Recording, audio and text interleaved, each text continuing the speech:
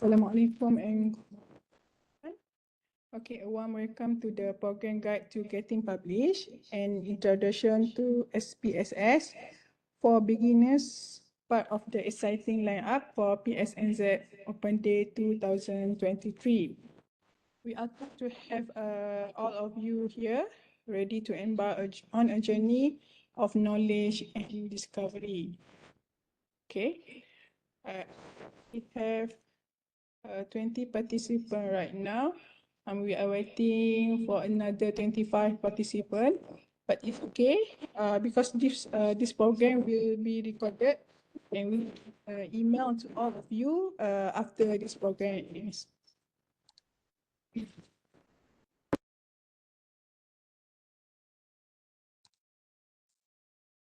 Okay, it is truly an honor to extend a warm welcome to our Chief Librarian, Tuan Haji Abu Hassan Ghazali. Heartfelt thank you to Professor Muhammad Yusri Ibrahim for his willingness to collaborate with PSNZ and contribute to the Guide to Getting Published program today. His expertise and commitment undoubtedly enrich the learning experience and for everyone involved. So we start to welcoming speech from our Chief Librarian, Tuan Haji Abu Hassan Ghazali, to fill with knowledge, collaboration, and the joy of discovery. Tuan Haji, okay.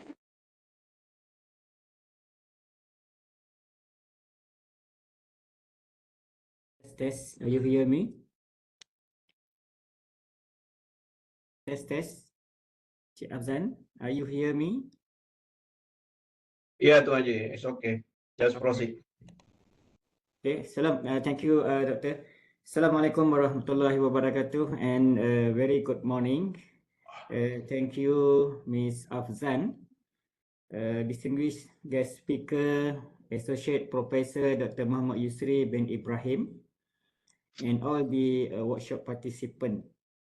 First of all, thanks to be Allah Subhanahu wa Taala, because with his permission we were able to meet at the Guide to Getting Published GGP workshop, an introduction to SPSS for Beginner program today in conjunction with PSNZ Open Day 2023.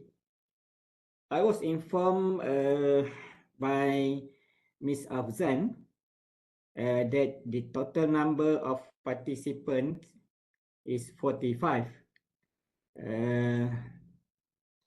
from the undergraduate and postgraduate level, and from in and also outside the UMT.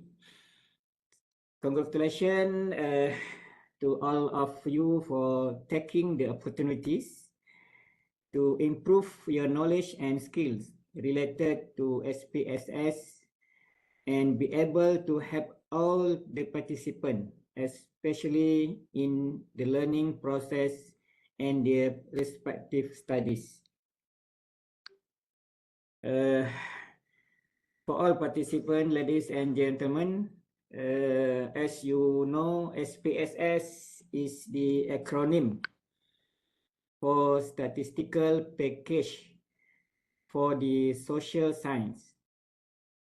It is one of the most popular statistical package that can perform highly complex data manipulation and with simple instruction.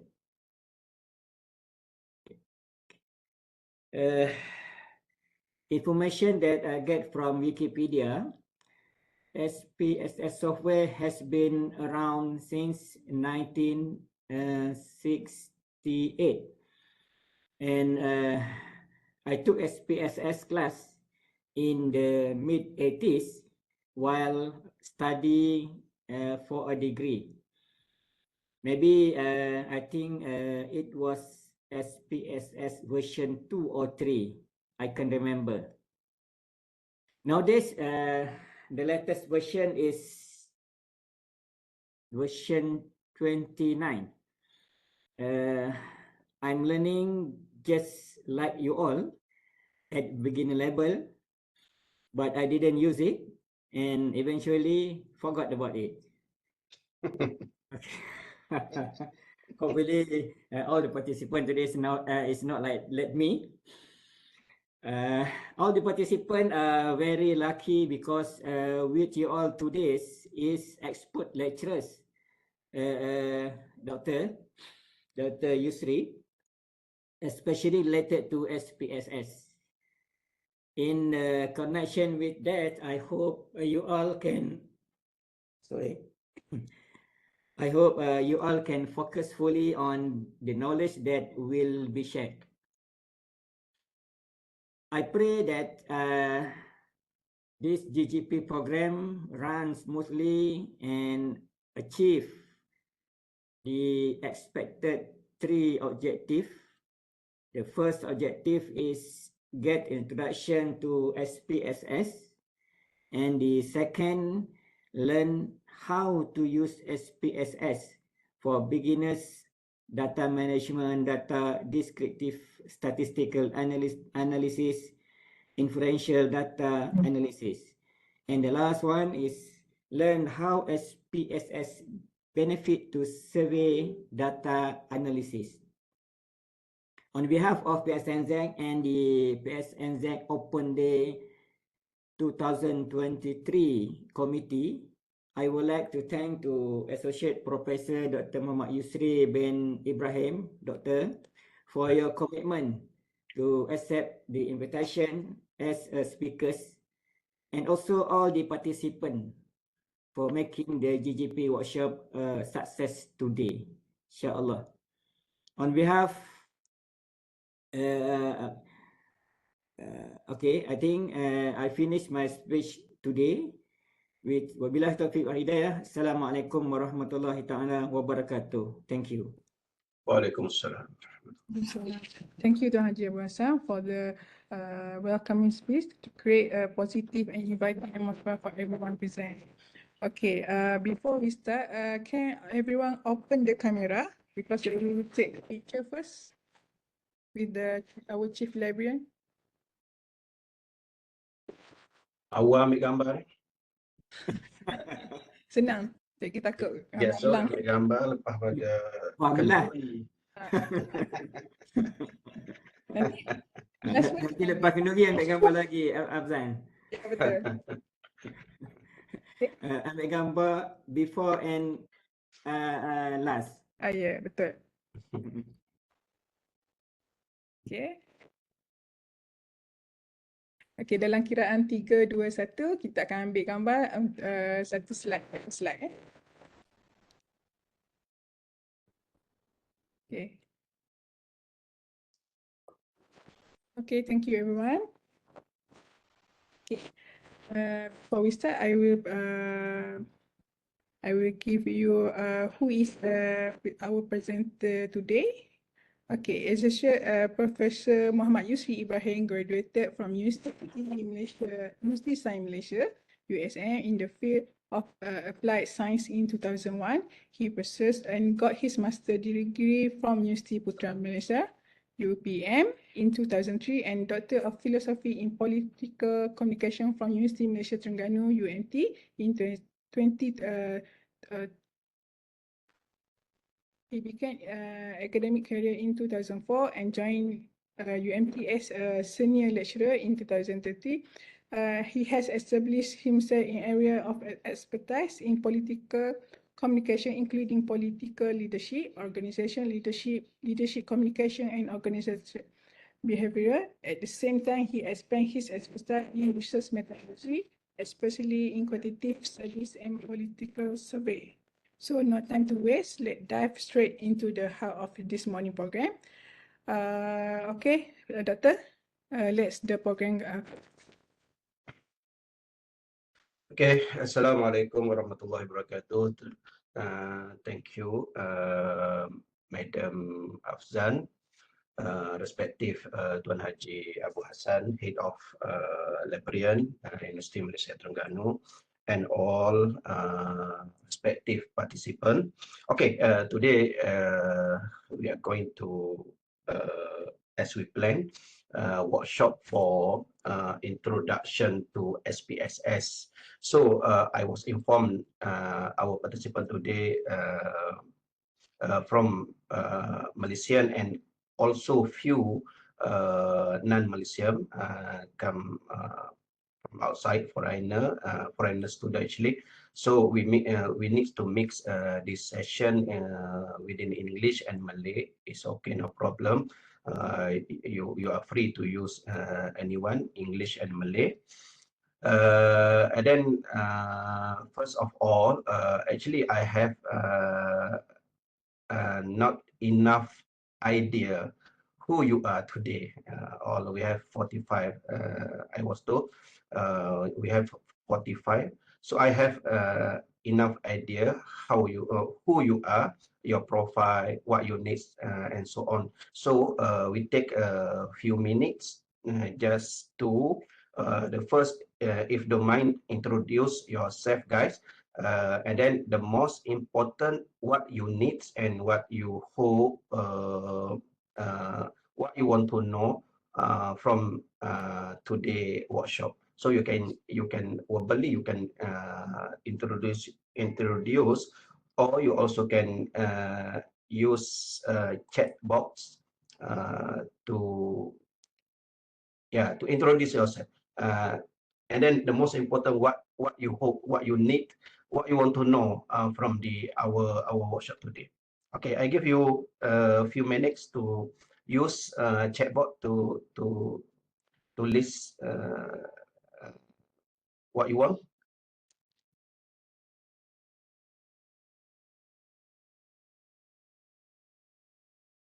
Okay, I am waiting.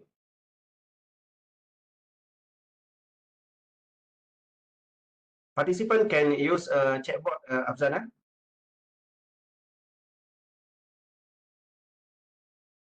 Yeah, Doctor. Jahrul, in chat box. They can use that, right? Yeah, yeah. Yeah.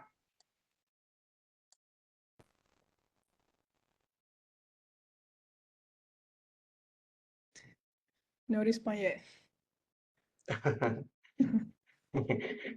Is it there? Okay. Won Chung from MT, I would like to learn about the users of statistical calculation and thesis research. Okay.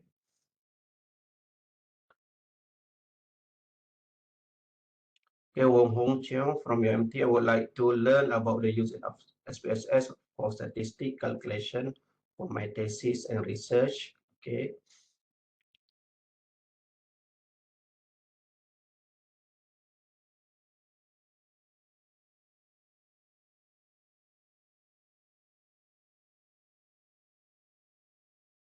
Thesis, also for thesis.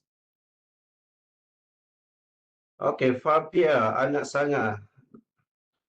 Congratulations, just registered as a postgraduate, 23 to 23, 24.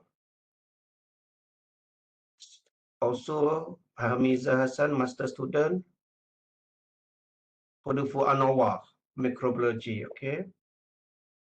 ANOVA for microbiology growth, okay. Fatima Salim, really new to SPS. Okay. Next, still have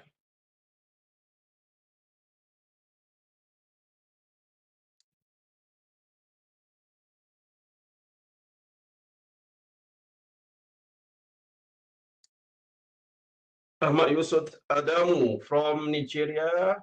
I want to learn what, Ahmad Yusuf? Cut off over there. Fazliana, my name is Fazliana. From Malaysia is about identify correct growth from using. I want to know what kind of statistics can you use. Okay. Firdaus Zulkifli, master in Islamic study from UI. I want to learn about the basic of SPSS for my thesis since I'm not familiar with this software.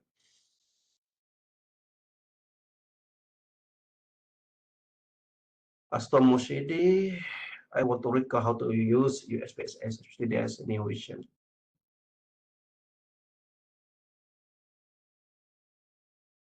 Okay, Nazura.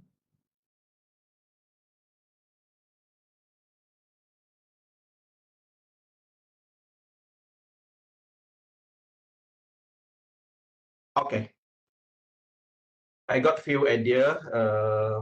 Our stage right now. Okay, so uh, uh, too hard to fulfill all needs from all our participants, but we just discuss overall, hopefully to fulfill everybody needs. Okay.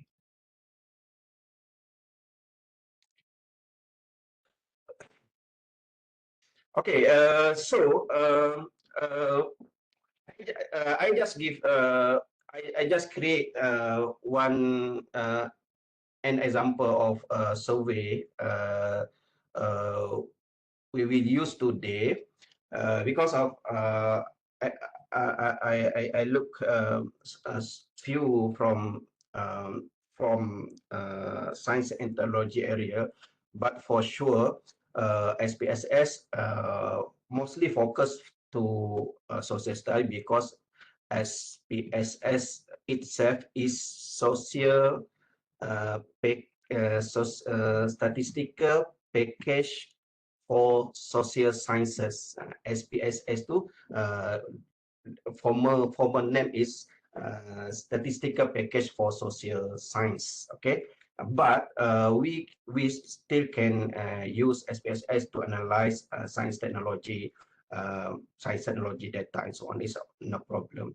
Okay, today I just create an example study we use today. The study to study the media usage among students, among people, and so on. So from the literature, from the theory, we propose three independent variable. We hypothesize that will contribute significantly to the media social usage among whatever. Okay, the first one is attitude, the second one is family, and the third one is friend. How this all independent variable we contribute to the dependent variable media social use among student and so on. Okay, so this for example today, and then what we want to do today, we start from really basic, really zero, because nowadays a lot of our students, our practitioners use questionnaire from Google Form. Okay, so we start there. What we want to do today, hands-on activities, you guys also can use in your computer and so on. The first one we start from we answer questionnaire through Google Form. Everybody should be, because if you didn't answer, we have no data to practice today. The second one, after that, once we got data from Google Form, we need to record responses inside Excel. Then next, we go to SPSS apps. We need to develop SPSS template. Okay. Then the fourth one, we need to transfer data from Excel to SPSS. Next, we need to recode data into different variables. Some data we need to record before we analyze, and then we try to compute variable, because we have, for example, we have 4 variable: factor of attitude, factor of friend, family, and usage of media social. So actually we have 4 variable in this example of study, and then all variable, for every variable represented by item, maybe 5 item or 6 item or 7 item. So before we analyze, we need to compute all variables. Number 7, after that we try to test reliability for the item instrument. For this case we just use alpha chrombash, and then the next one we try to test normality distribution. For today we just use skewness and kurtosis. Okay, so that's all about the data management. Okay, and then at the right, our right is about analysis. So first one, we try to analyze percentage, how to analyze, and how to show a table, and also how to show diagram if you want to publish, to present, and so on. The next one, we try to analyze cross tab, also in percentage, but we try to a few layer of percentage. We call it as a cross tab. The next one, we try to analyze statistic descriptive in class of central tendency. Okay, mean, median, mode, and so on. We have a few in central tendency. The next one, we try to analyze distribution. Maybe we try to outcome, maximum, minimum, range, variance, standard deviation. Okay, that's the common item of analyze. The next one is we go deeper. We try to analyze compare mean using t-test. Okay, t-test. The next one also compare mean, but we use analysis of variance.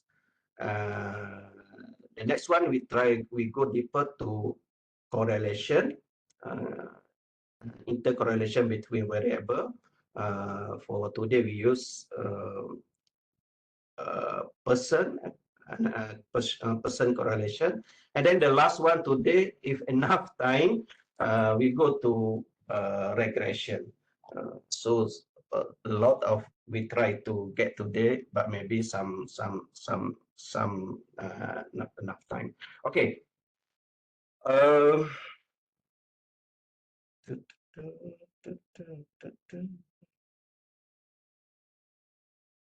Okay. Before we can manage the data, we need the data. Without data, we cannot practice SPSS. So right now, I hope we take a few minutes to answer the questionnaire. Okay, answer the questionnaire to get the data. Then we can use the data to analyze, to practice hands-on activity today.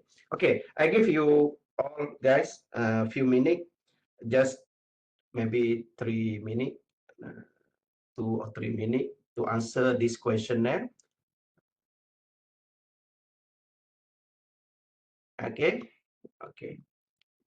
You can scan this QR, and then someone maybe who get link can share in text box.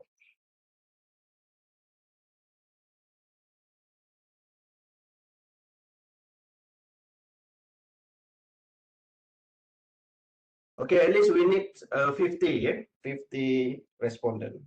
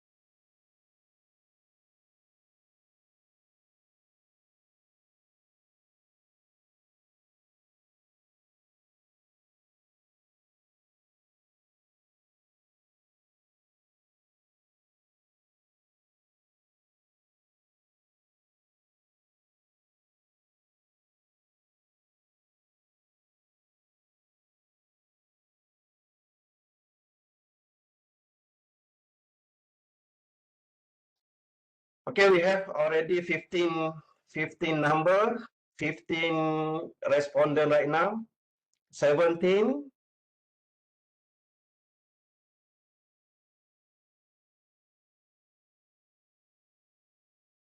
18,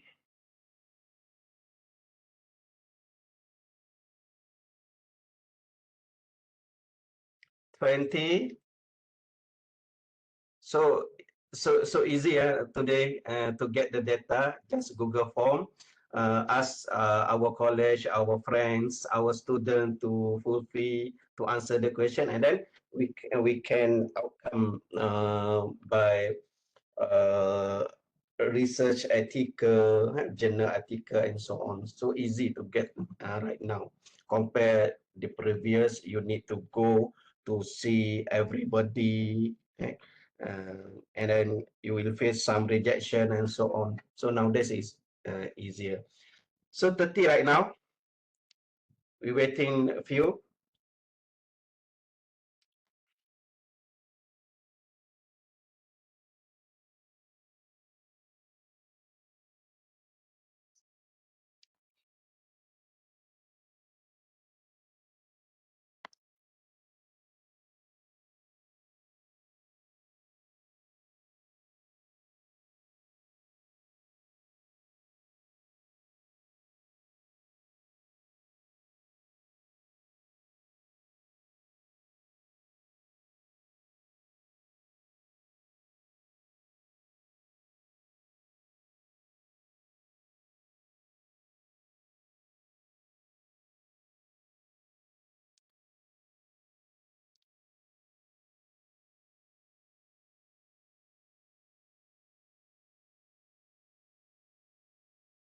Okay, 33 right now.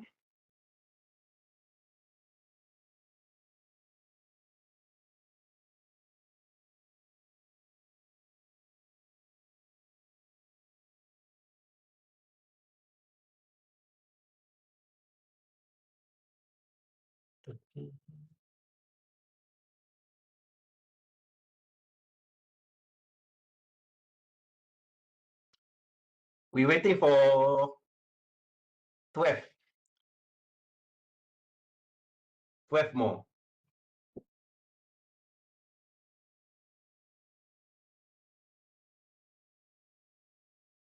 How so serious you are? Answer the question.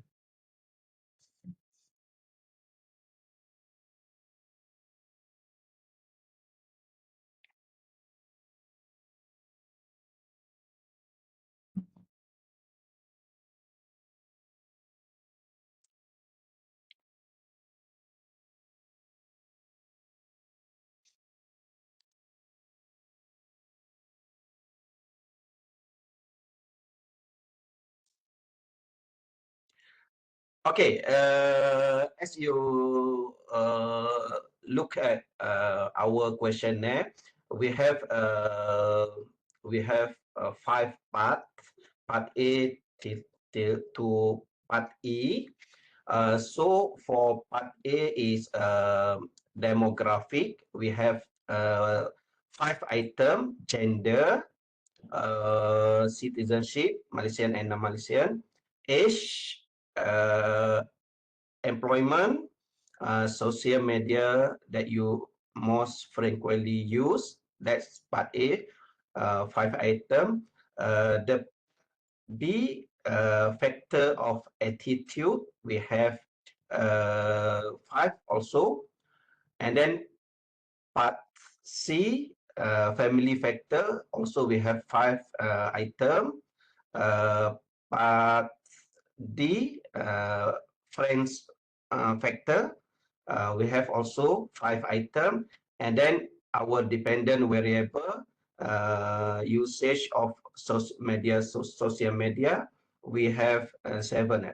1, 2, 3, 4, 5, 6, 7. Okay, 7. So right now we have 36 response. Okay, so next one is after we got all the response or the answer from our respondent, the next one is we need to process the data from our Google form. Okay, you can scan this QR to get link to my Google form, my drive. Okay, so you can use the data to propose. Okay, get it? You can scan. And someone, could you share the link in chat box? Because I don't know actually how to how to get a link. Okay, so poor in ICT. Okay, I just set up everything last night before sleep at the bedroom.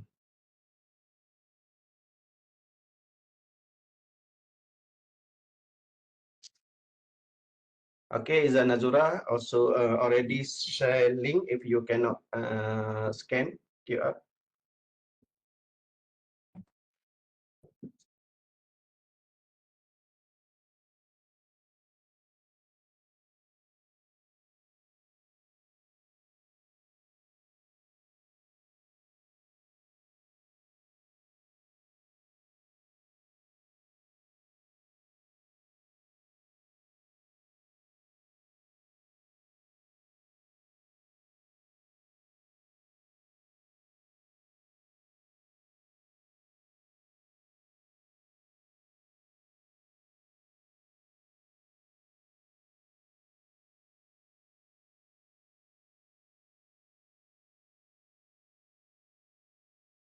Okay, everybody got can access to the file.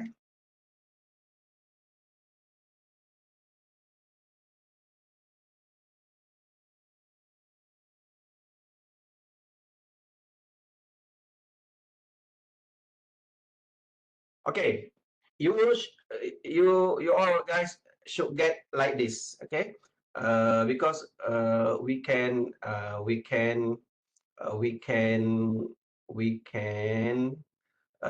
edit, we can process the data. So right now we have 46 participants and just 37 willing to answer the questionnaire.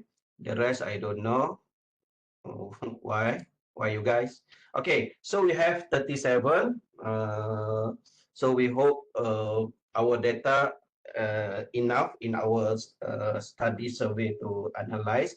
Okay, so right now we process the data. Okay, we do together. We process the data before we transfer to SPSS. Okay, so this one, the data, what we use Google Form. Everybody know about this. I'm sure. But the most important is we need to link to Excel. Okay, this one link to Excel. We click here. Okay, create a new spreadsheet. Create. Okay, we got it. This one, the data we need to process inside Excel. So before we transfer to SPSS, for sure, SPSS just working with number, not the string, not the words. So everything we need to transfer to number because SPSS working with number. So we need to replace or we need to recode. Okay, so we just follow our questionnaire in Google Form and we replace everything string or words to number to code. Okay, so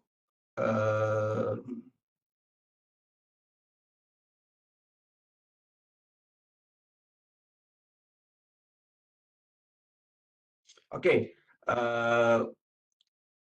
As usual, we go to in Excel this one. We go to edit. Okay, we go to edit.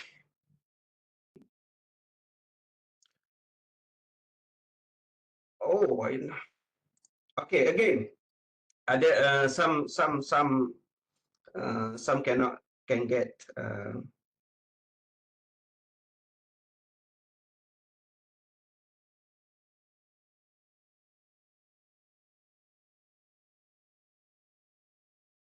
Okay, for who still cannot get Excel sheet, you can scan here or just take from our friend Shelling.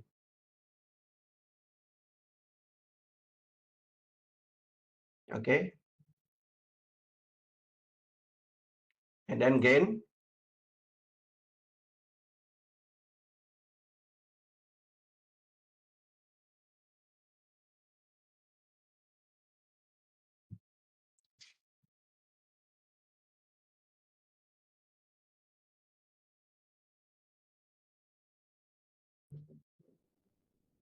Is it okay? Can we move? Okay, okay. Okay. Okay, so here in the menu, this one Excel, we go to edit and we take a find and replace. Okay, edit, find and replace. Okay, the first one, we find and replace demography. For the first one is gender. The first one is male. Okay, male, we replace with 1. Okay, everything respond at the top, we start with number 1, followed by 2, 3, 4, 5, and so on. Okay, so because our gender male and female, so we find male, we replace with 1. Okay, so we replace all, just click replace all. So every our data, sorry, because of we need to start with female first. Okay, we need to start with female first because of we have male and female. So if we change male, automatically female also change, but be fee1. Okay, we change female first. Female, we change to 2. Okay, just click replace all. So every female now turn to 2. So we go to the another one, male. We change to 1. So replace all. So every response in our variable gender already changed to number. Okay, and then the next one, we go to another item, find and replace. We go to citizenship. We go to non-Malaysian first. Non-Malaysian.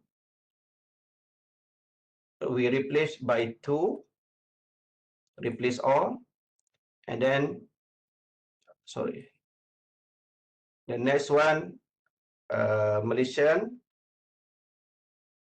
We replace by 1. Replace all. So all our citizenship variable finish already. Okay, age no need to record because already in number. We go to another one is employment, government. We change to 1.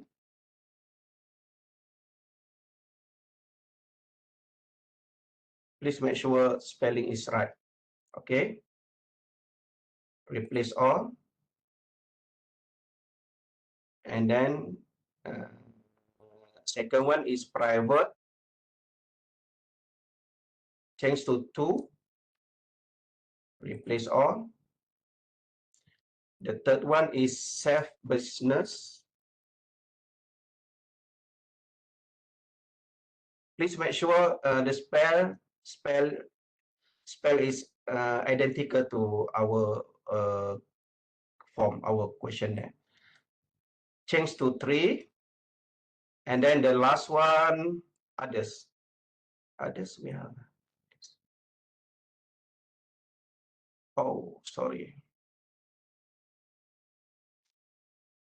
Because we have actually 2 others, right? We have actually 2 others, employment. Sorry.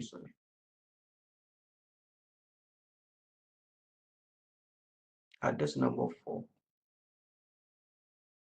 Okay. For this case,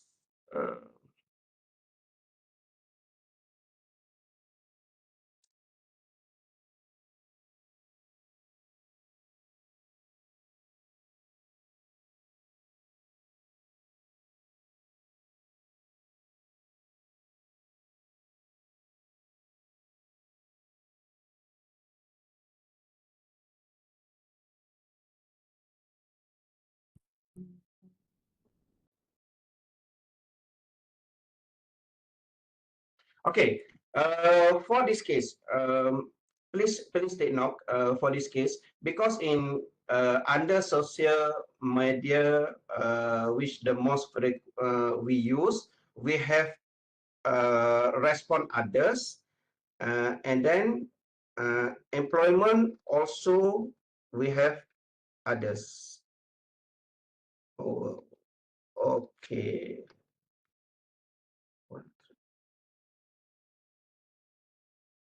We already changed.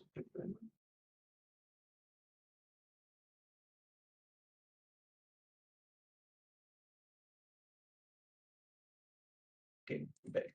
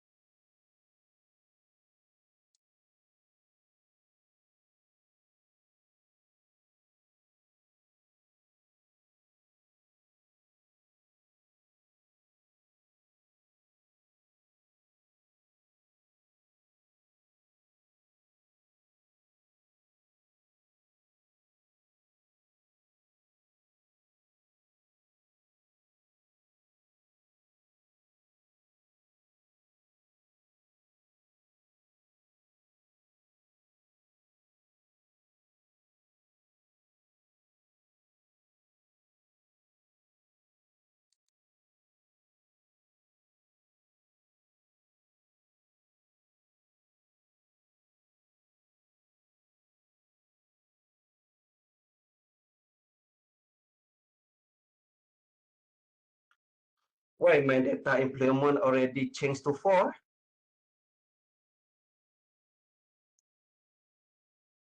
Because of others.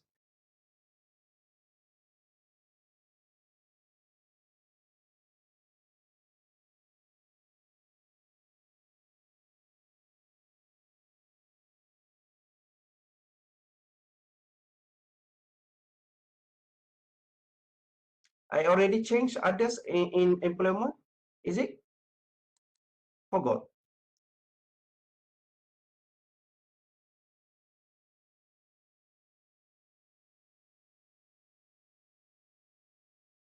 Okay. Okay, it's okay, no problem. Okay, we change the another one is social media most frequently used. Okay, again, edit, find and replace Facebook. Facebook we replace by 1, replace all. The second one is Twitter, right? Twitter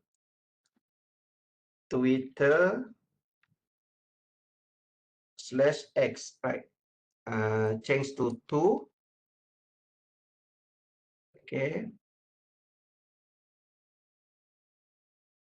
The next one, Instagram. Instagram change to 3, replace all. TikTok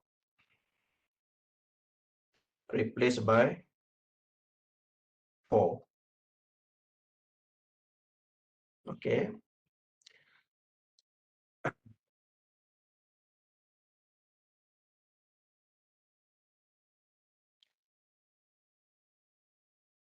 Okay, so the next one is easier because the same response for part B, part B till part D. We just have the same same response. So we change at one time, find and replace. We start by strongly disagree. Okay, strongly disagree. We change by 1, so replace all. The second one, we change strongly agree first. We change strongly agree first. Strongly agree. We change to 4. Replace, and then disagree. We change to by 2. Replace all, and then agree. We change to 3. Replace all. So our data from the part B to part D already changed to the number, right? So this is easier to analyze. Okay, so we have another one variable. Last, usage of media social. We have 5 response: never, rarely, sometimes, very often, and always. So this one is okay, no problem. We just straightforward replace. The first one is never. We change to 1. Replace all. Second one, rarely. We change to 2. The third one, sometime. We change to 3. Replace all. And then very often, change to 4. And then last one, always, change to 5. Okay, replace all. So we finish already to replace, to record our data in SPSS. So everything's, why this one? No, get the data. Missing.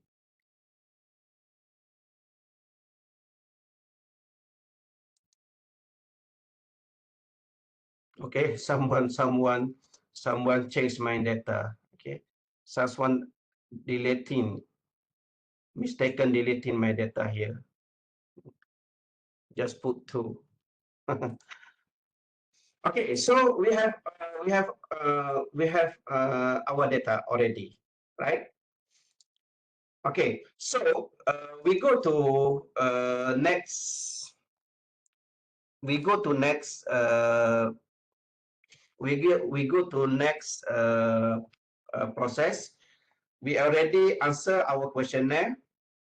We already record responses within Excel already, and then we go to the another one. We need to develop SPSS template, because before we transfer data from Excel to SPS, we need to ready their homes, their house template before we transfer the data.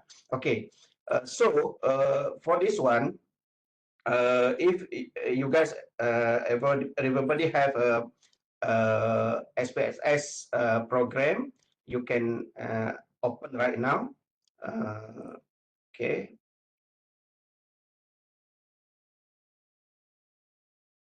Okay, this one for the new students. This one is interface of SPSS. So just like this, easy. We have everything there, but we need to concern about menu at the bottom. This one, if you can expand your view, everybody can expand. Is it at the bottom left? We have two mode. The first one is data view.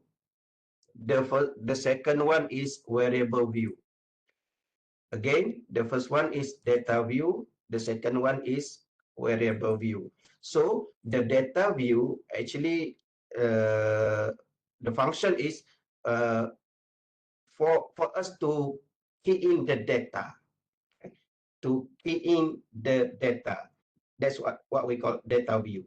And then the variable view, okay, the variable view is we need to create our template variable. So this one we need to set up first before we transfer the variable. Okay, so we have actually we have 5, 5, 5, 5. We have 20. We have 27 items. So we need put all 27 item. Okay. So the first one is we need to put demography first. Okay. Demography part A, we can nominate as A1. Okay, name we nominate as A1. Why? Because part A we have 5 item. Part B we have 5 also item. So we start by B1, B2, B3, like that. Okay. So for the gender, B1 gender, we start A1. So decimal point just 0. Label we can put gender. Okay. And then the most important is values. Okay, values. Okay, values. You can see or not, guys? Is it too small? It's okay, Doctor. It's okay. Okay. So the most important is values. You see values. You see none. Okay. You click here and you see 3 dot here. Okay. Then click dot here. Okay, this one we need to put value. Value 1 represent for a male. Okay, so value we put 1, insert 1, and then label male. We click button add. Okay, and then the another one value 2. Okay, 2 label for female. Okay, add. Okay, so after finish every responses, so we just click OK. So we have already one. Okay, okay. The second one is the second item is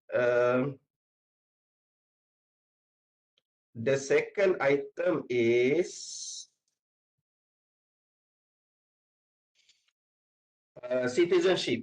So we just put A2. So we have to refer again to our questionnaire. Right? Yeah. We just follow our questionnaire. Okay. So A2 label is citizenship. Just follow our questionnaire.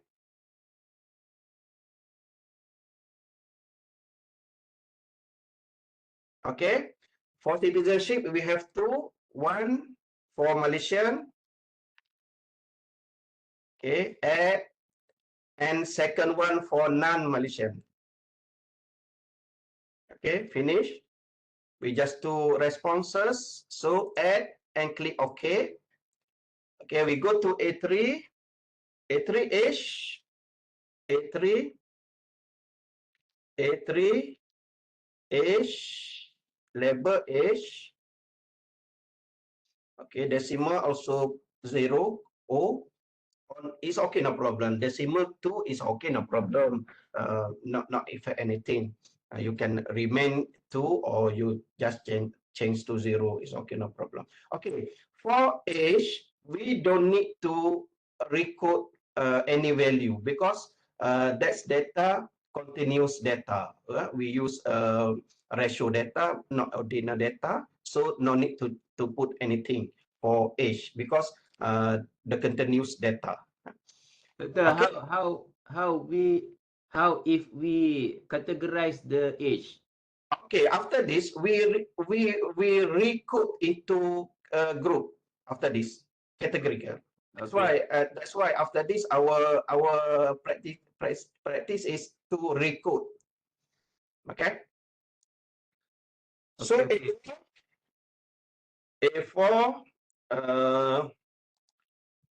A4 employment. So we have value over there. First, second, number one, government. Government. Number two, private. Number three, self business.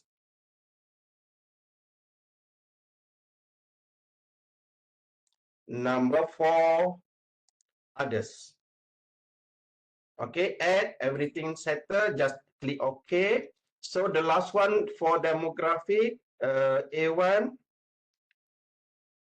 A5. Okay. Most usage social media.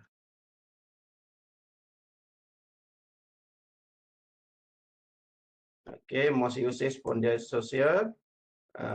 First, Facebook.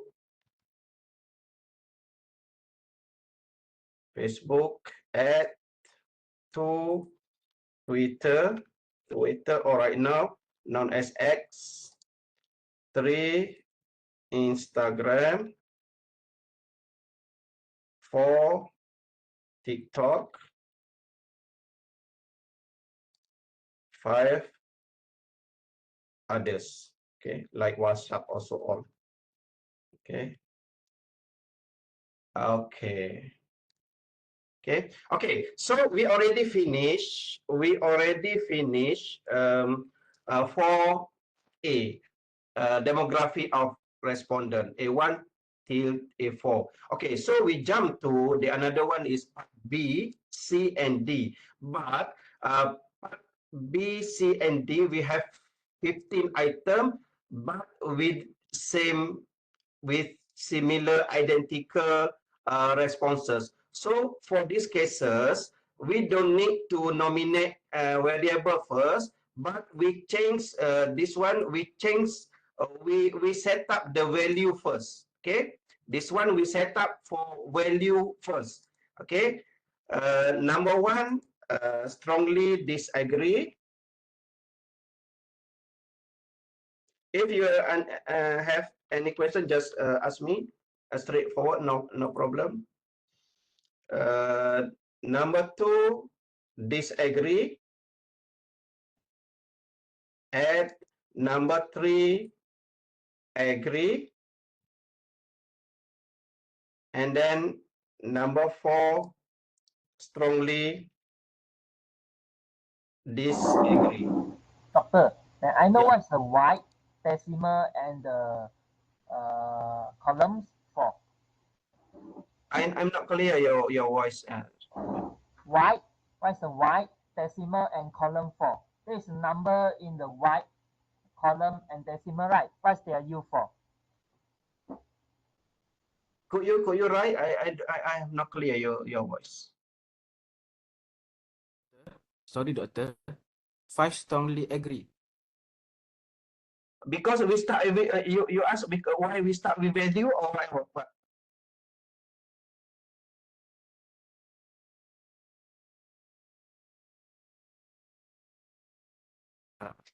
I'm sorry, doctor. Yeah. Can you hear me? 5 Yeah. strongly agree. Okay, okay. 5 strongly disagree. Okay. Okay, strongly agree. Right. Thank you. Just we change. Okay. Okay. So we already. I think we missed 4. We missed 4. sorry. This one we double click. We just change to 4. Okay. We just change. Okay. So clear. Right. 1, 2, 3, 4. Thank you. Okay, so once we finish this one, we just copy. We put our cursor at the left, at the number this one. Okay, at the number 6 this one cases, and then we just copy, and then we just take how many we want. We want 15 items. So 1, 2, 3, 4, 5, 6, 7, 8, 9, 10, 11, 12, 13, 14, 15. So after we select this one, just a paste. Okay. So no need for us to set up values for every item. So we just copy and then we change name for variable, starting with B1, followed by B2, B3, B4, B5, and then C1, C2, C3, C4, C5, and then D1, D2, D3, D4, and D5, right? So doctor, there is a question from P46665. With and decimal, I think he asked about the row number 3 with and decimal. What's it mean? With decimal. What This? You want to ask decimal or with? with first? It's okay, no problem. You just technically it's okay, no problem. You don't need just the length, how many word we can put and so on. No need to. Just set up as default. Yeah, not effects so far. Okay. So if you want to put label, you can put B1. You can put our questionnaire here. This one here, if you want. If you don't want, you just put after you analyze after this, right? So no problem. You can put right now or after once you run the data, you just put in table, result table and so on, no problem. Okay, for me, I rare for me to put here. I just edit in table, outcome table to write the report after this. Okay, it's okay.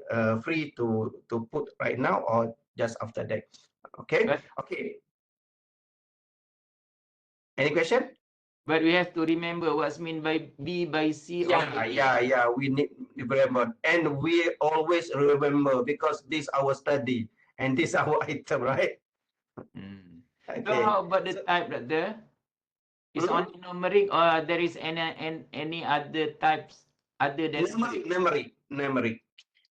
Okay. We use numeric. Okay.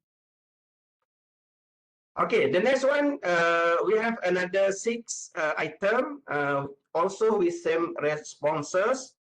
So we have 5 responses. So we just repeat the process again. We start with value. Number 1 represent by never.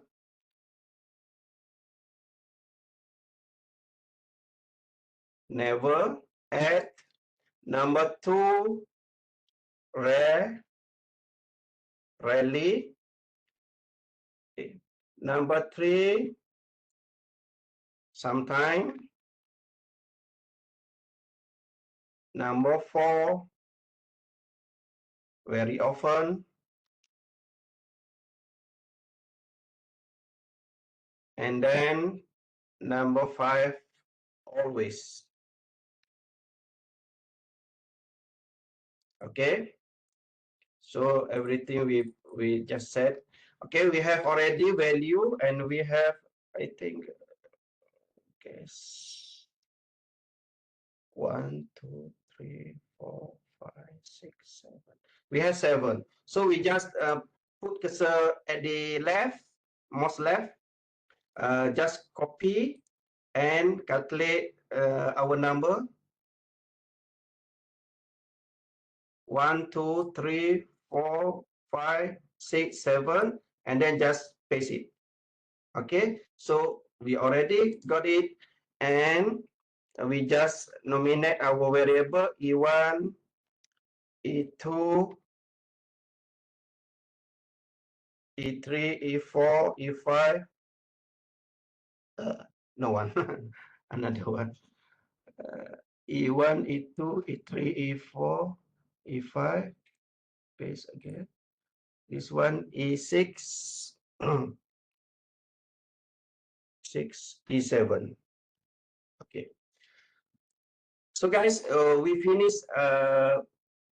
Our next task is to develop or set up a template for our data, and please every time make sure to save.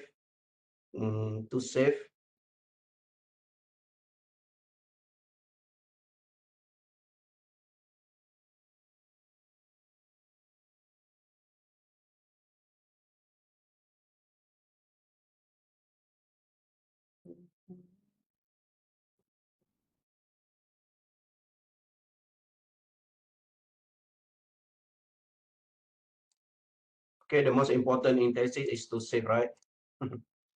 Okay, so we finish already. We finished already our next task today. Develop SPSS template, right? So we jump to the another one is transfer data from our Excel to SPSS, right? Okay, so after for this process, no problem, because we just copy paste from Excel. Okay, but please make sure our cursor put absolutely right. Okay, so we just copy paste here. Okay, everything our data. Okay, just copy, and please make sure not include timestamp. No need. Okay, just copy over there, and we open again our SPSS. Okay, once we open our SPSS, right now we at the variable view, we need to key in the data. As I said before, we need to open data view. Okay, go again at the bottom at the left, click data view. Okay, here. So we already have A1, A2, A3, A4, and so on at the top. That's variable we create before, and then we just put our cursor at the first box, and then just paste. Okay, so all data already there. Okay, so we finish our data and ready to analyze. So easy. Okay, we delay the process because we run in group. If we do ourselves individual, so very fast actually. Nothing biggie here. Okay, so guys, you have any question right now?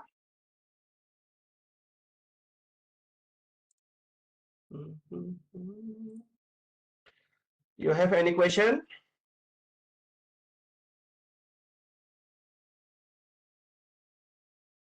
Can anyone share? Can anyone share how to get SPSS for free? No free. Okay, if you UMT student, you can get online from our digital office. Okay, but we just can use online. Cannot put in our laptop and so on.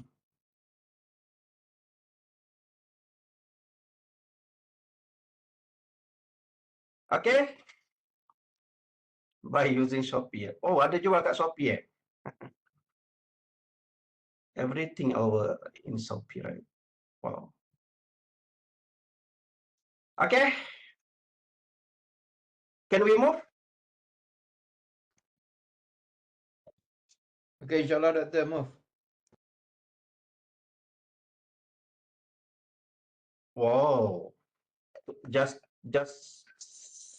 RM6, 27 version in Shopee. Mungkin cetak rapat, not mungkin, for sure cetak rapat. Sebab this one the price is 8,500 ringgit Malaysia for one CD original. If $6, for sure cetak rapat. Okay, we go again to data. So the next one, our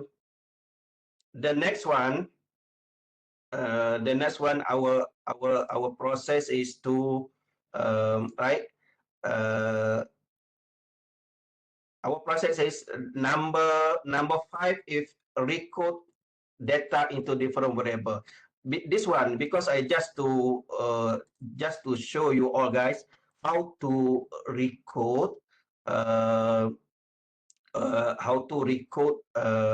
variable, because SPSS so powerful to record anything, so no need to because for example age is ratio scale. So if we downgrade to ordinal, so actually is weeks for the data. Okay, we cannot do a lot of lot of analysis within ordinal data. So why not we just take from the ratio, and then if we want to summarize, we can record later. So for example, this one we have A3 age in continuous data. We want to record into categorical data, so we can do it. Okay, so before we record, we need to know basic data about the age, so we can use statistic descriptive to test. Okay, for example, we can analyze. Okay, we can analyze if anybody want to follow. Analyze descriptive statistic, descriptive again, analyze descriptive statistic, descriptive again, and then we take age, we click age, transfer to variables. Okay, we click option. Okay, we take minimum, maximum.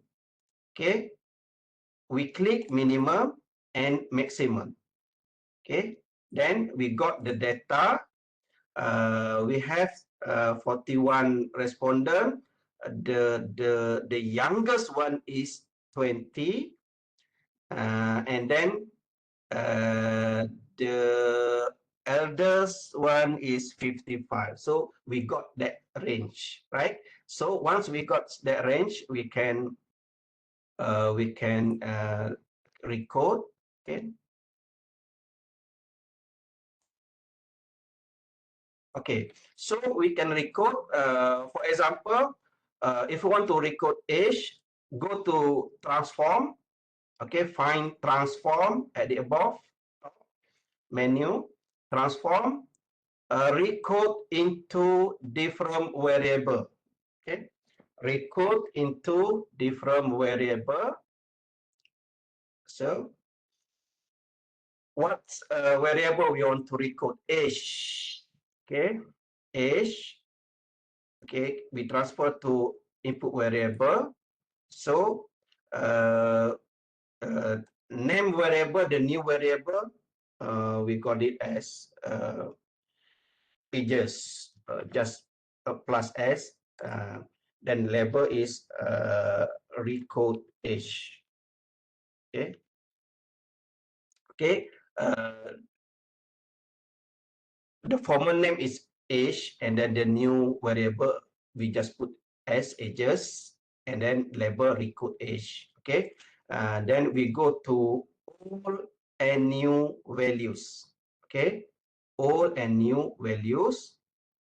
Okay, all and new values.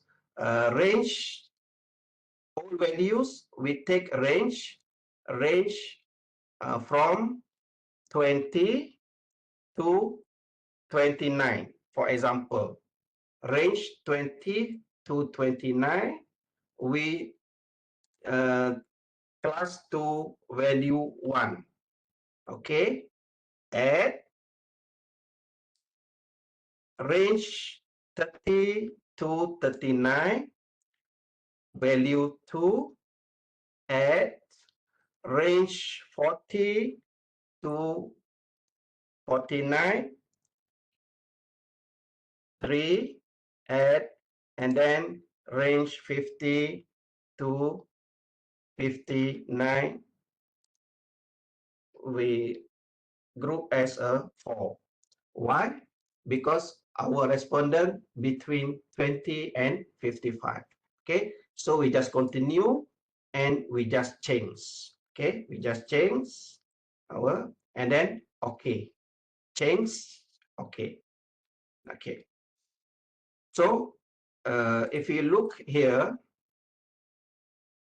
we look here, we get the another variable, we call it as a age. Okay, okay, so this one still need to value again. So we go to value box, click, number 1 is 20 to 29 years old. Okay, add number 2, 30 to 39 years old.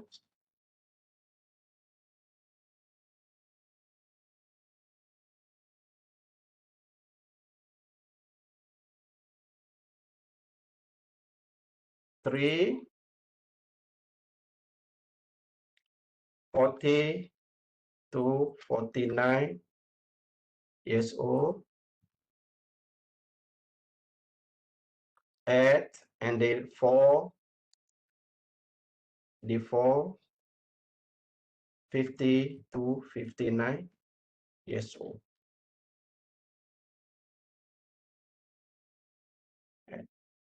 Okay, so we finish recode into same variable. We got the new variable. At the last one, we got the new variable, right?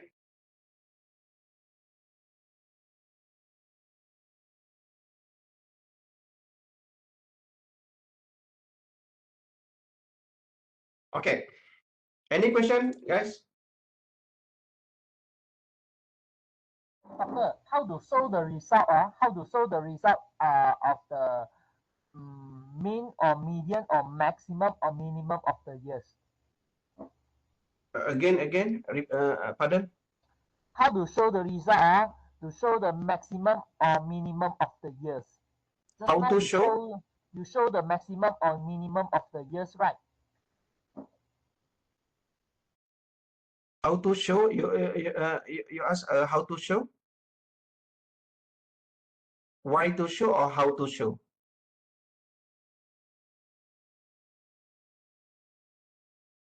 Please repeat again. Not so clear. Okay, how to show, Doctor? How to show the max and min age? That's one we analyze here.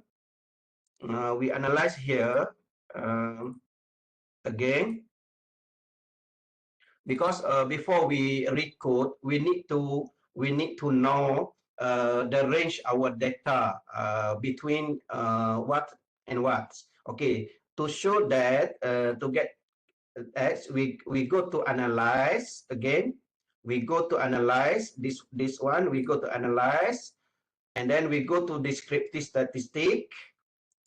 We go again to descriptive.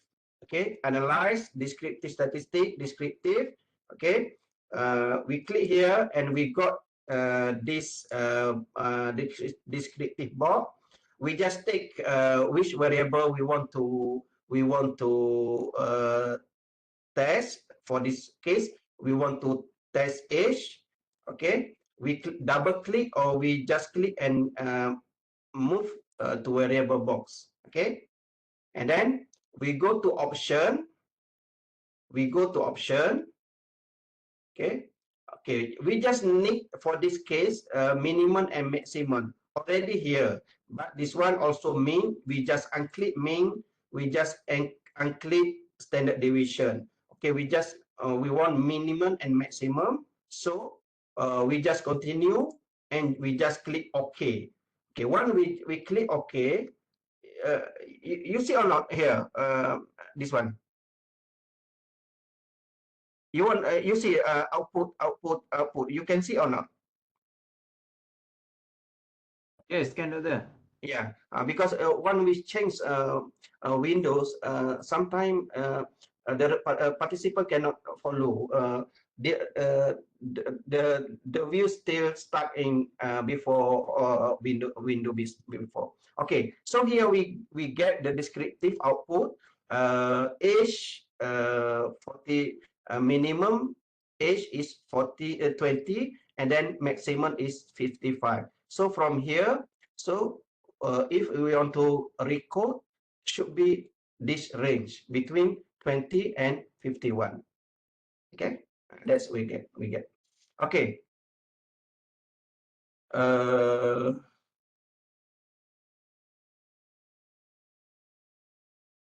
Okay, Fabian anak Sangah, why need to do it again after transform is done? Okay, because we still not record actually. We still not define the number what is 1, 2, 3, and 4. So we need to define again in value box. One is refer to 20 to 29 years old, two refer to 30 to 39, because we just before this we just record range between what to number 1, range between what to number 2, but in SPSS still not record that's value, so we need to. Okay, how to get back to data view? Just at the bottom left bottom, we just click the data view and variable view. But anything we also can use which one interface at the data view or at the data view or output interface. We also can run analyze. Which one? No problem. It's okay.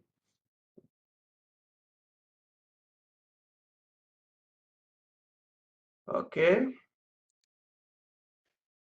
Okay. So the next one, what we want to do is we already record into variable. Okay. The next one is compute variable. Why? Why we need to compute variable? Because in our study, social study, for example, actually we didn't take the data for exactly variable. For example, for the part B, we try to survey about the attitude of respondent. But in our item, we didn't ask about the attitude. We just ask them about the behavior or criteria that represent for attitude. For example, item 1 what, item 2 what. So exactly we not collect the data about the attitude. We just collect the character or behavior that's represent for attitude.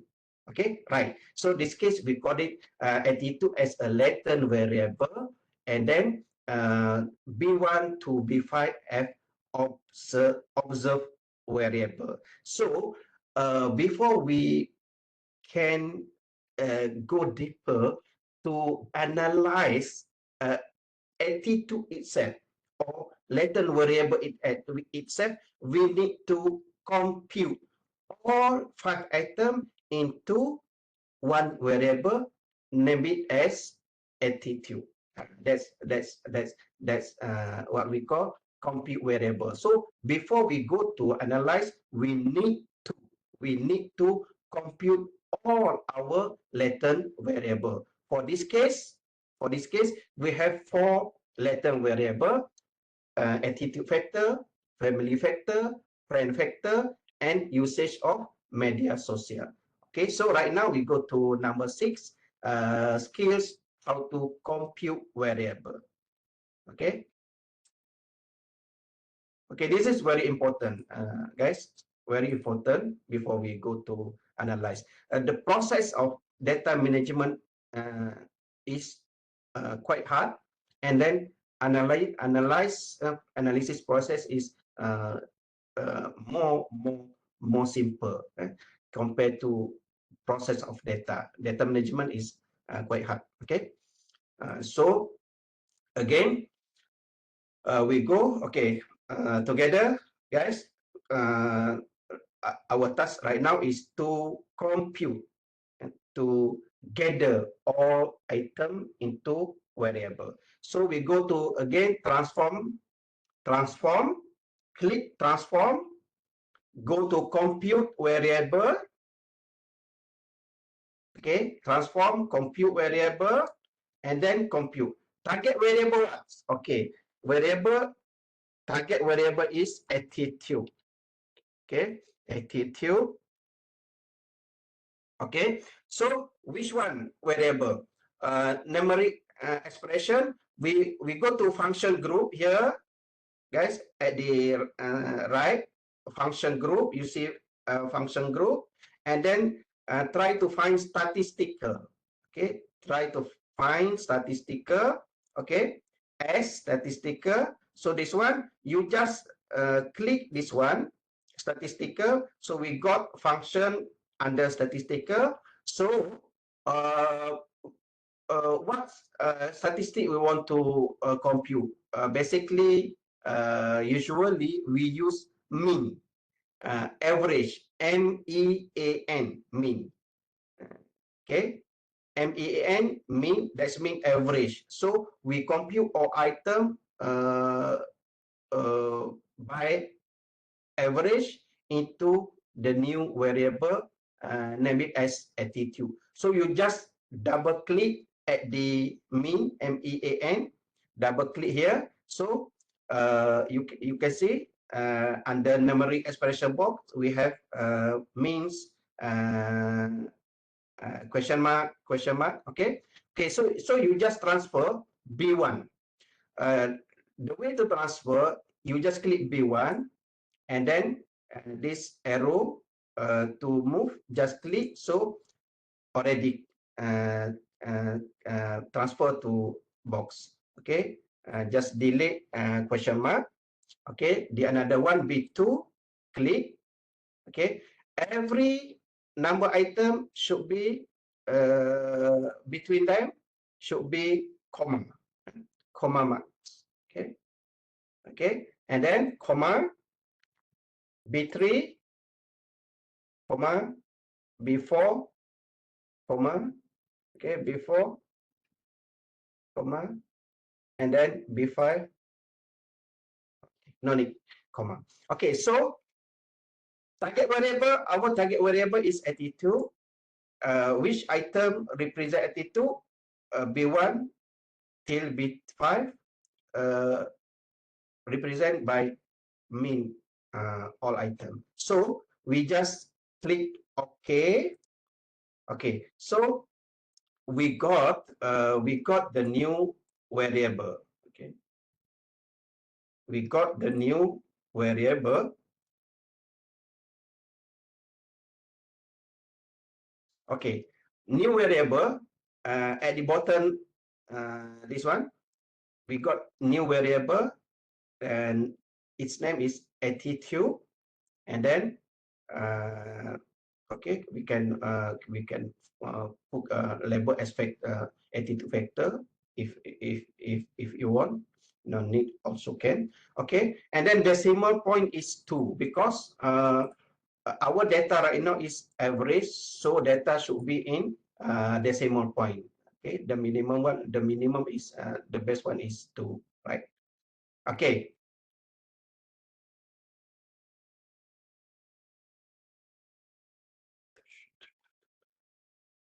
Okay, so we go to the another one. Compute again. Okay, the next factor is family.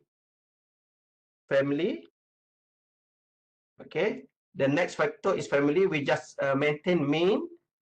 Okay, just delete B, just transfer C. You can also double click. Okay, by double click, C1, double click, C2, double click, C3, double click, C4, double click, C5, double click. So we get family right now. Okay, again, we compute again. Okay, right now, friends. Okay, just change C, just change C1 to D1. You also can write yourself D1, D2, D3, D4, D5. We also can write. Okay, okay, and then the last one, we compute the another one, media social usage. Okay, usage, we just can use one word here, so we just put usage. This one we change to E1, E2, E3, E4, E5, E6, and E7. So finish already. Okay, I worry about you cannot see.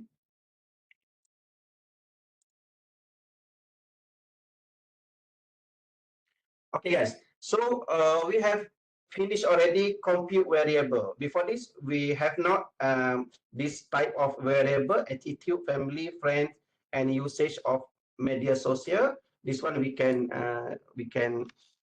put the label usage of.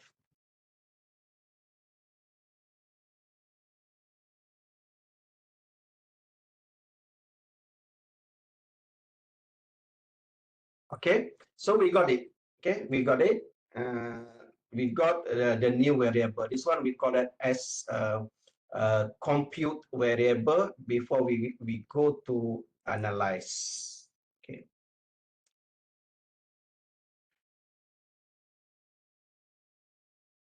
Okay, so we already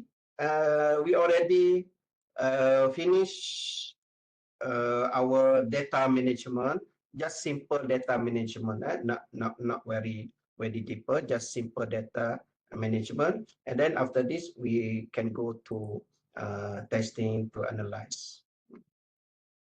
Okay, any question, guys? Just relax, just enjoy, no need to stress, because this is quantitative study. We play with number, right? Any question? You stay there already already gone.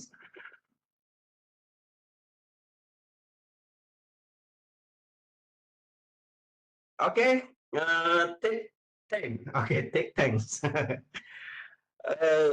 Host Afzan, our participant request for take 5 or take thanks. Okay, boleh.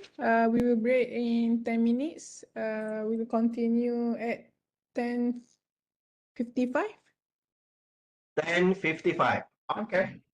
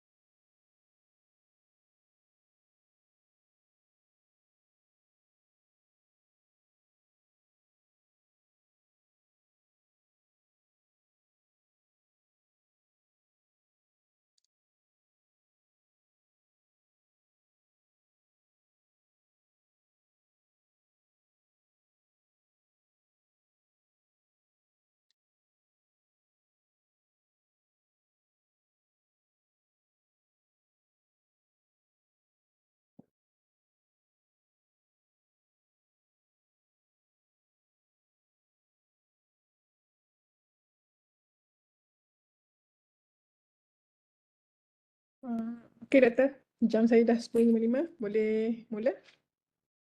Okay.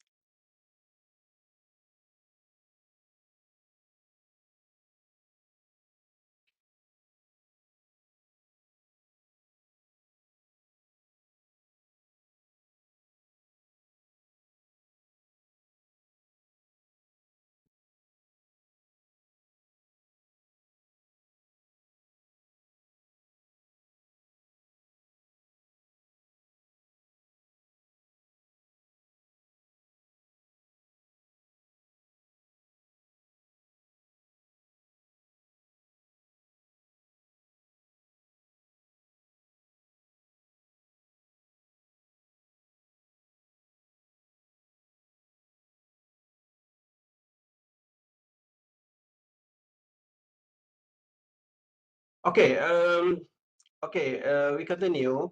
Before we go to analyze, we have a question. I will look at the question from P4665, right? Metric number. If the question has negative marks, also can change also only or record. Yes, yes. The best one is if you just run questionnaire, okay, just to collect responses, just to collect the degree of agreement and so on. So my opinion is no need to mix between positive and negative angle of questionnaire, your item, because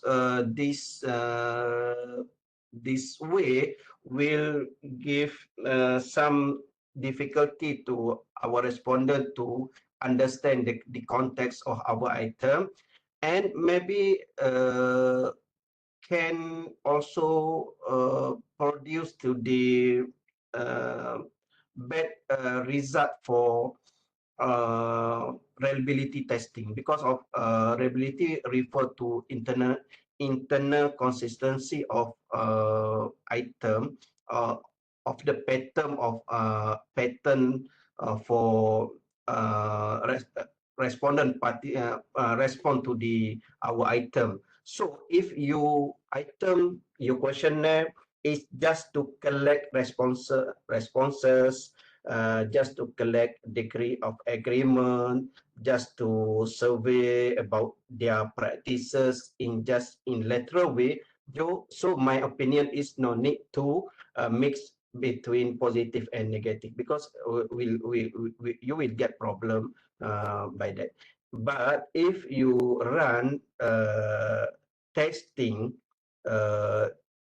to test something like inventory or something like psychometry, because once respondent didn't answer rightly, that's that's result best result for you. Okay, so for these cases like this, it's okay, and not just it's okay, but need for you to mix between positive and negative item, because this purposely need positive and negative. So you can go straight. But if just to collect questionnaire, just simple questionnaire to collect responses, how many you practice this thing every day and so on, so no need to mix positive and negative angle. But if you already done it, so you need to recode before you compute. Because if you compute or you analyze without recode, that means not represent the real data you want. Okay, so for example, for those who ask this question, okay, so the process is, I show you, the process is like this. Okay, you go to same, you go to transform, but this one recode into same variable. Before this, recode into different variable. So right now you recode into same variable. For example, if your negative item is before, you just click before, transport to variable, okay, transport to numeric variable, and then right now you click all and new values, okay, this one you need to, because right now, if before this, value 1 in negative angle should be 4 right now, because we have just 4-point responses, 1, 2, 3, 4. So 1 actually represent 4, and then 2 we change new value is 2 to 3, right? So value, all value 3 we change to 2, and then 4 value we change to 1. Okay, so this one like this, A to 4, 2 to 3, 3 to 2, 4 to 1. Okay, and then once you click continue, so every data in before change, okay, will change. Okay, so this one no need to click, because when I click everything change, no need. Okay, this is if your item in negative angle. But my idea is if no need to mix item positive and negative, no need. Okay, right. So any question before we go to the next one? Doctor, how about the missing data? So missing data, we can arrange also missing data after this. Okay.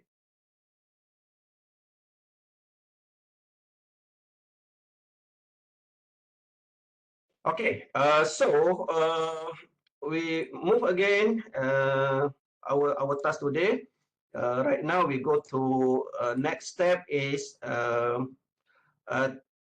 test reliability, reliability testing. Okay, reliability testing. Reliability testing is capability of our instrument to get this consistent result every time we collect the data. So consistency the data. So how to analyze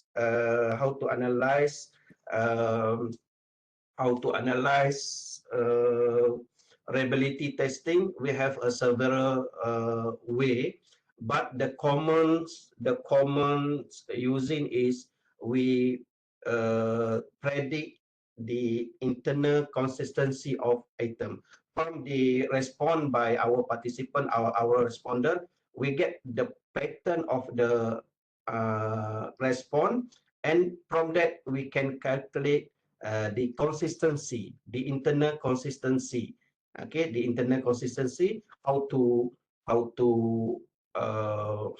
predict the stability, because we have stability, we have equivalent, and so on.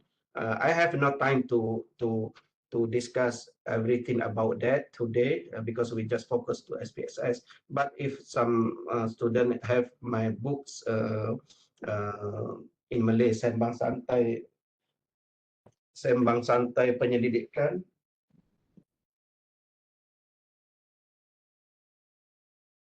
Okay. So inside within this books, I already discussed about the concept of reliability. Okay, how many ways to predict reliability, stability, equivalence, stability and equivalent, and so on. So maybe you can read a lot of book discuss about that. But for today, we have many few way to predict reliability for our item. If you use SPSS and the item is 3 and higher, so the common is we use alpha chrombash. Okay, and if you use for example Amos in structure equation model, For example, we can use composite reliability. So for the basic, for the beginner, you can use alpha Chrombush. Okay, alpha Chrombush. So the alpha Chrombush is between 0.00 to 1.00. So if you get, we consider those questionnaire, those instrument is reliability, have a good reliability is around 0.7 and above. 0.7 and above. And if you use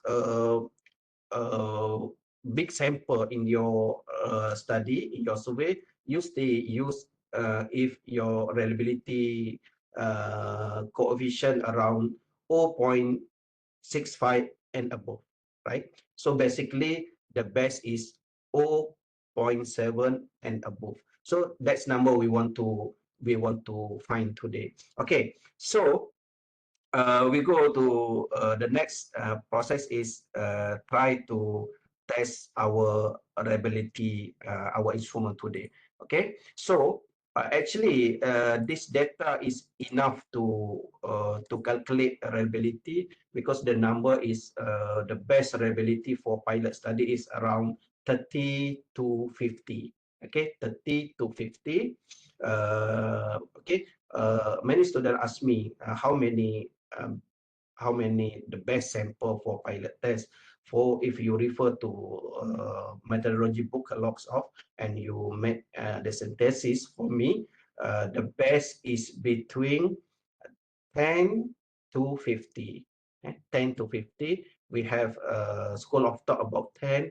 We have school of thought about 20. We have school of thought about 50 sample for pilot test. But for me, the best one is between around 30 to 50. No need to log, because some students take till 200 sample for pilot test. No need about that, because internal consistency, you got a high alpha Chrombush, because once the number of sample high, so most easy to get consistency for the item. So not really represent the real consistency. So the best number is around 30 to 50 for me. Okay, but if you want to take 20 also can.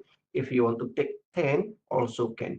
They have several quotation by a reputable scholar to support that decision. And in my books also I discuss about that, how many pilot tests to how many pilot tests, the best number for pilot test. Okay, so right now we try to test our reliability. We're looking for 0.7 and above to make sure this item suitable to run the real survey after this. Okay, so together we go to analyze. Okay, we go to analyze.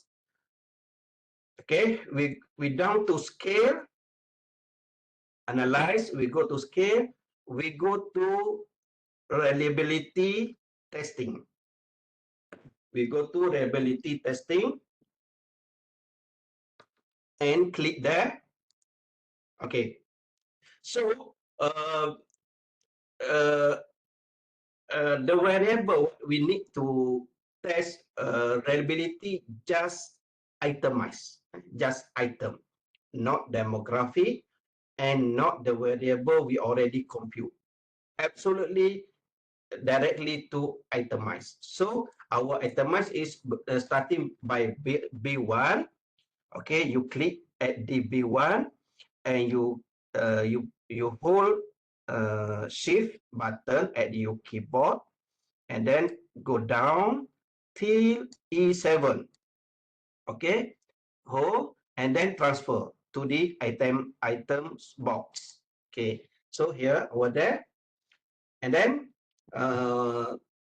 model already alpha today I just consider about alpha. Maybe if we go deeper after this, I explain about the another one, especially once we use binomial apa ni, to respond yes or no, and like that. Okay. So we go to start. Click on statistic box button. Okay, click.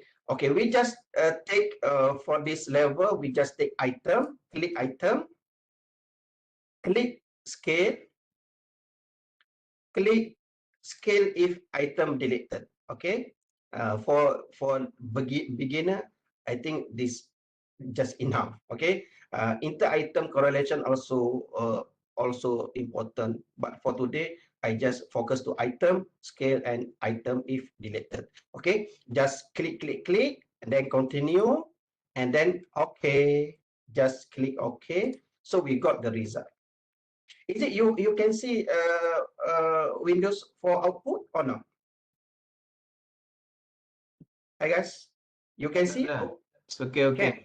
Yeah. Okay. Because it's changed. Sometime no appear. Okay, so we have 15. We have 22 items for this study, and respond by how many?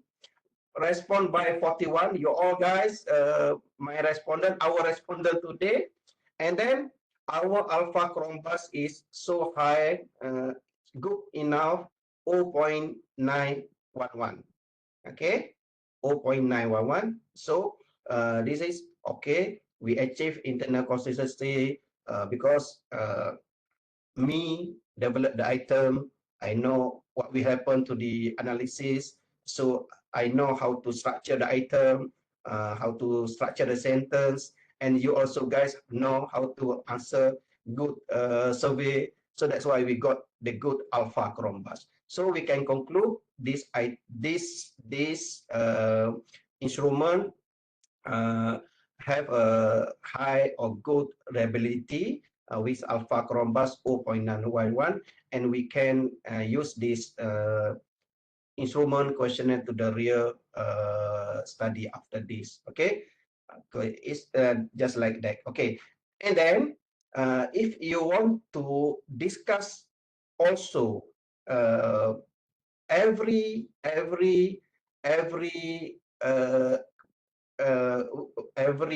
variable.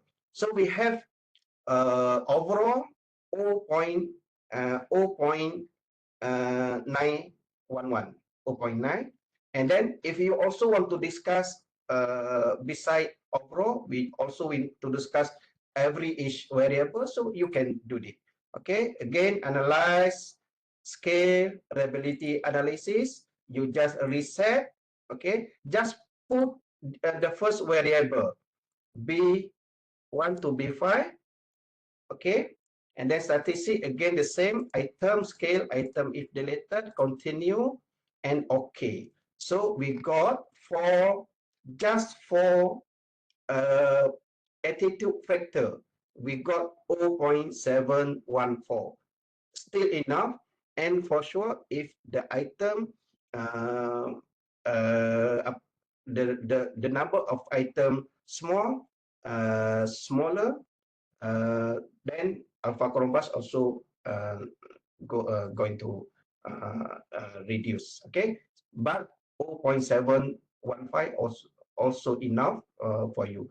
So we can present in our report, the overall is like this, 0.9, and then every each variable just like this. It's okay for you. So it's up to you, and then you defend that this item achieve enough requirement for reliability coefficient, and tested its reliability to run the real study. So okay, and then for example, I want to show you guys how to read, how to interpret the chrombus alpha if item deleted. You see here, for example, for attitude factor, overall attitude factor is 0.714.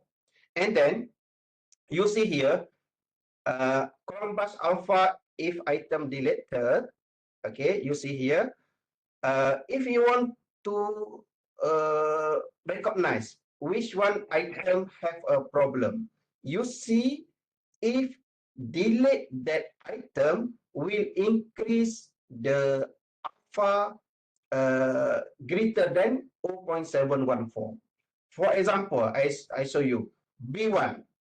If we delete B1, alpha will go to 0.929.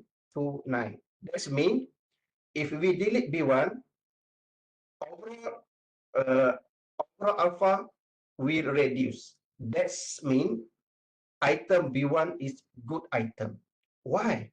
Because overall for attitude is 0.7. Once we delete B1, overall we reduce to 0.6. That means B1 good. Without B1, group become lower alpha. That means B1 good. Okay, the same case with B2. If delete B2, overall attitude down to 0.64. That means B2 also good. B3 also good. B4. Okay, B4. Overall attitude is 0.714. But if we delete B4, overall attitude become 0.779. That means B4 something wrong because of question, structure question, not understood by a respondent, double meaning, triple meaning, maybe have a double barrel or triple barrel, and our respondent getting confused, and the consistency of responses going lower, and then we got instability for those item, for that item, and then that's why if overall attitude is 0.71, but when we delete before become 0.779. By delete before, the group become higher. That means you problem before. Okay, so what we need to do? What we need to do is, for me, I never delete my item, but in the real study, I improve my item, especially in sentences structure, to become more easy to understand by our respondent. That's what we need. Okay, by this reliability testing. Okay, any question, guys, about reliability testing? We need to show, especially in our thesis, dissertation, and also in our article journal, as a preliminary result. So preliminary result, we need to show alpha chrombus to make sure our reader get overview about our questionnaire, our instrument before they go to another result, to go deeper another result. Okay. Anything you have question?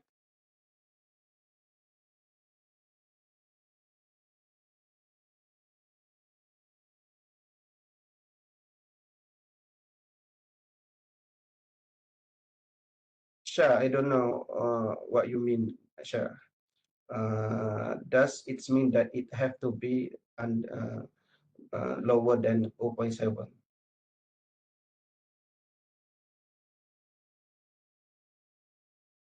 Yeah, sure. Can be. If we delete some good item, we reduce to 0.6, 0.5, and so on. You can test for sure. Exactly. If we delete, for example, if we delete B1, for sure, our chrombus alpha will going to 0.0.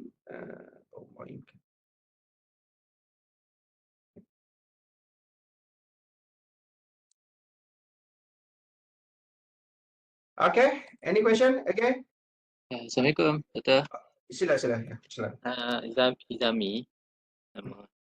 Nama saya Izami. My name is Izami. I just want to confirm. Reliability test only we do for the pilot test, right? Not for the complete data. Right? Yeah. Actually, we report in dissertation. We report pilot tests. But if we run for our article journal, for example, we just show in preliminary result. It's okay, no problem. We show the alpha chrombus from the real data. It's okay, no problem. But for our dissertation, we show usually in chapter 3 under third sub chapter instrumentation. So we use the data of pilot study. Okay. Okay, Doctor. But how if we do for the complete data and then we found that Cronbach alpha value lower than 0.7. So how can? How we need to do it? Already greater than 0.7. Sorry. Pilot, how many you get? Let's say pilot is above 0.7, and then suddenly when we run for the complete data, suddenly we found that maybe one or two items get below than 0.7. So what we need to do for that item? Is it we need to delete or remove? Is it real happen or you just imagine? I just imagine for right now. it can be right. Oh, no. Because once you went proper pilot test, that's rare happen like that, because of the pilot test, your sample for pilot test, the psychography, the background, whatever, should be identical, similar to your will be population, the real sample. That means if you get the good result in pilot test with the right sample group, for sure, my experience, you will get the same result for the real sample study. And usually, the alpha chrombus is greater than compared to pilot, right? If happen like that, that means your pilot test group not represent the same context, the same character, the same criteria with the real population study. That's not true. Not true the way, because you need to take the similar criteria in group pilot test for your real study, real survey. So I think usually not happen like that. Okay, that's clear. Okay. Thank you, Doctor.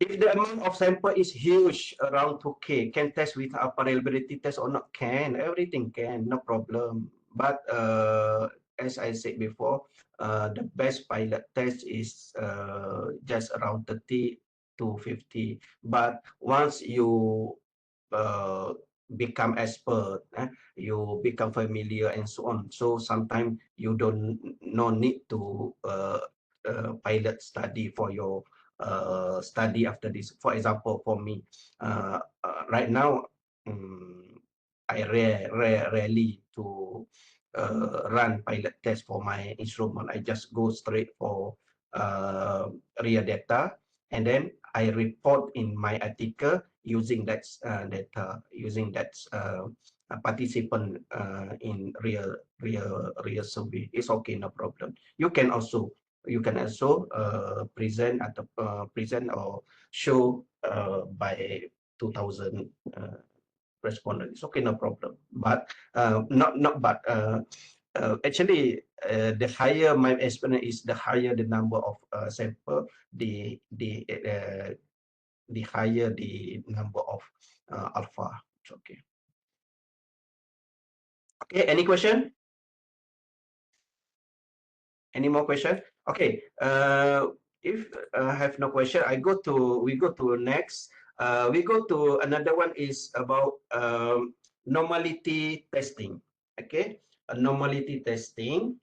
Okay, before we go to parametric testing, for example, we need to recheck our data. Is it normal or not normal? In normal distribution or not normal distribution?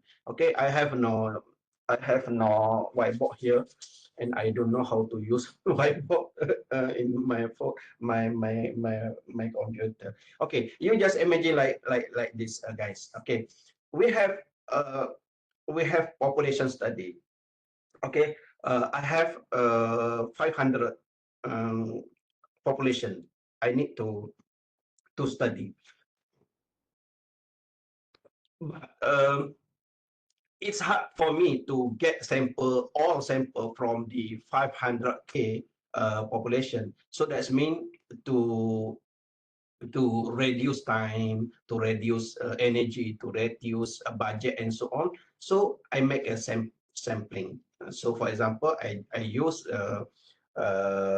stratified random sampling from the 500K population, number of population. I just took 384 sample.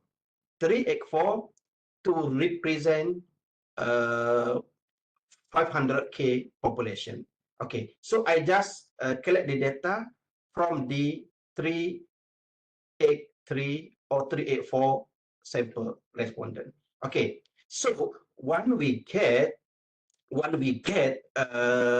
result from the 354 sample, and before we generalize to the 500K, we need to fulfill a few rules.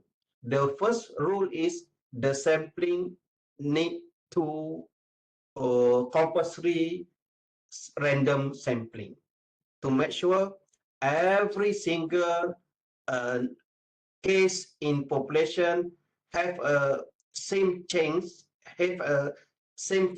to be to select as a sample study. The first rule is should be compulsory random sampling method. The first one. The second one, before we can generalize from the sample to population, the data should be in normal distribution. Okay, again, data should be in normal distribution. So if you plot the graph of distribution, so we get like bear, and exactly normal data happen when median, mode, and mean at the same point. Okay, at the same point. For example, our student marks from 0 to 100. So, for example, the mean 50, and also median also 50, and mode also 50. That's we call exactly in normal distribution, right? But and then if mean, median, and mode not at same point, will be skew, either skew to positive or either skew to negative. Okay, so really hard to get median, mode, and mean at the same point. But we also consider if the difference still a small difference between them, and then the calculation to conclude this one. For example, today we can use the item of skewness and kurtosis, right? Skewness and kurtosis.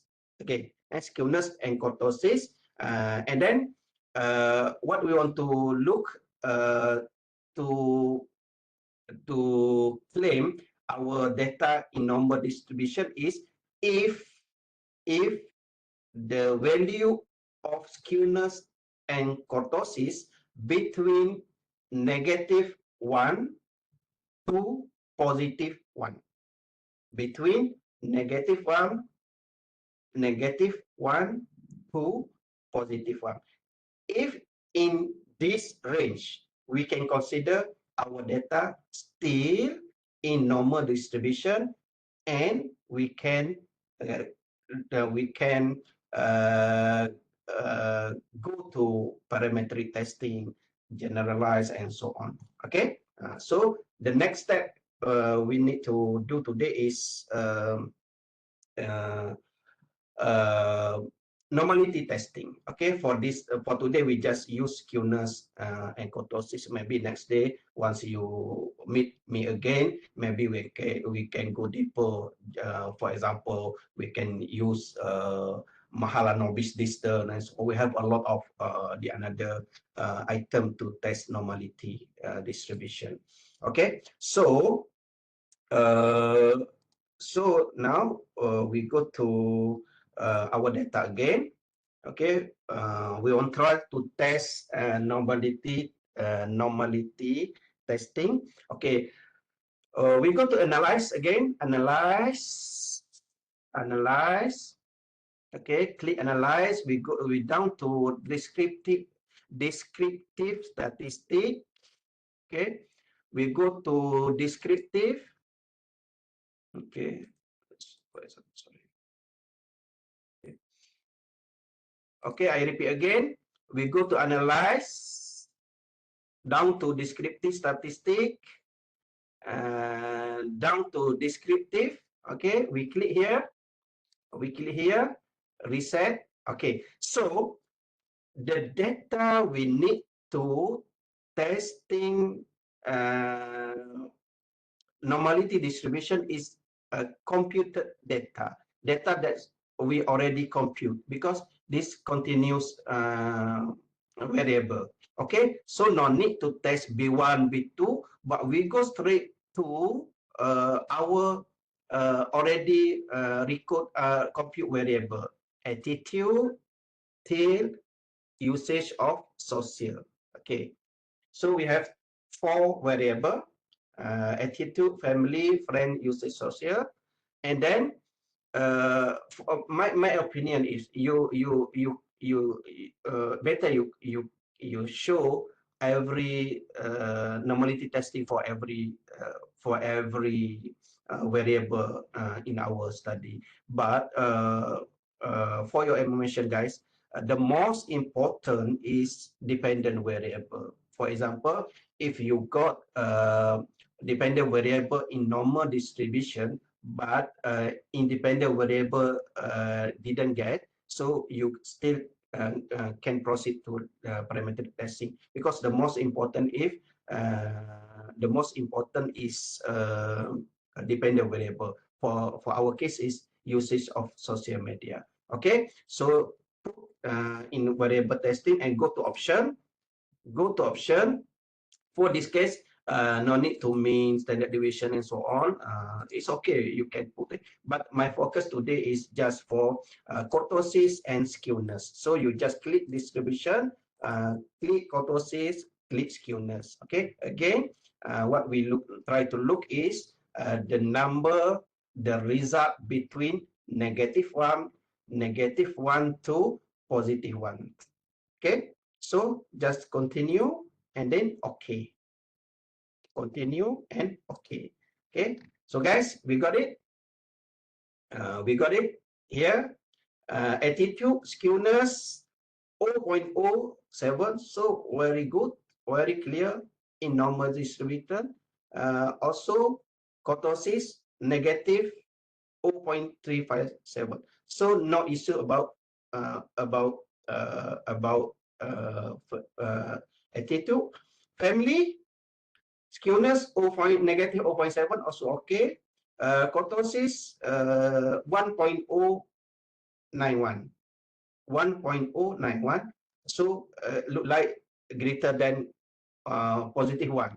But in these cases, just 1.09 we consider acceptable.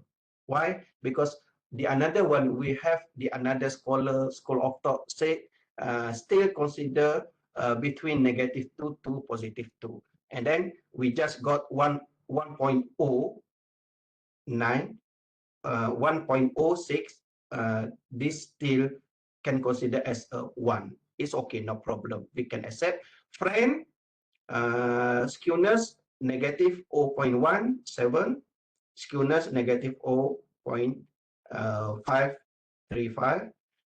The most important one is usage of social media. Why? Because of this is our dependent variable. So skewness is negative 0.65, and then kurtosis is positive 0.63.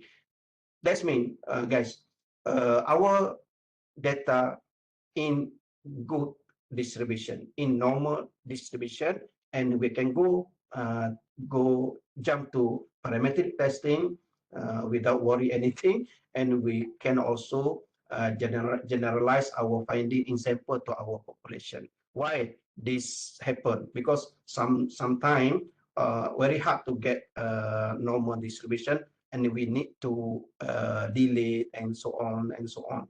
Okay, why it happened? Because I'm draft the questionnaire, and you guys with a lot of experience answer the question. That's why the reason. Okay, so what happened?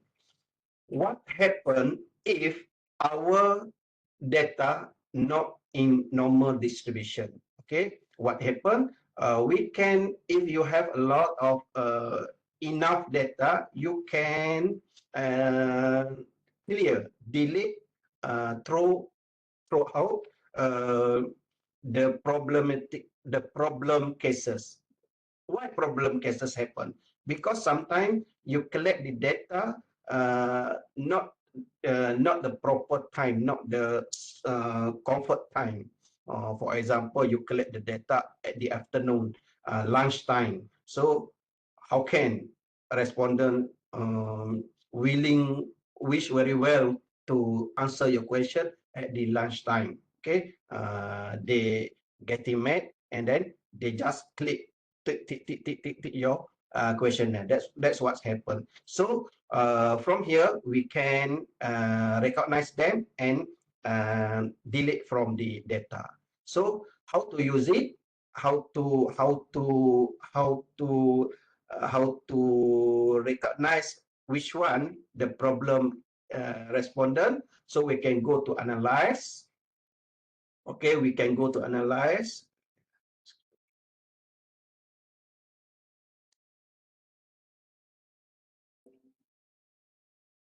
Okay, we can go to analyze. Okay, we can go to analyze descriptive statistic. We go to explore. Again, analyze descriptive statistic. Go to explore. Okay, so for example, okay, for example, as I said before, the most important is dependent list. So we try, for example, usage of social. If we have problem, this one, for example, we have problem in family, so we just took family, transport to dependent list. Just consider like that. And although our family factor not independent list, independent, but we just consider like that. Okay, so put a dependent list. Why? Because dependent list we need to really get in normal distribution. Okay, we go to statistic. We go to statistic.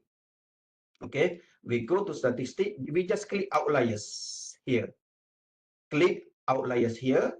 Okay, just click outliers here and then continue and then click OK.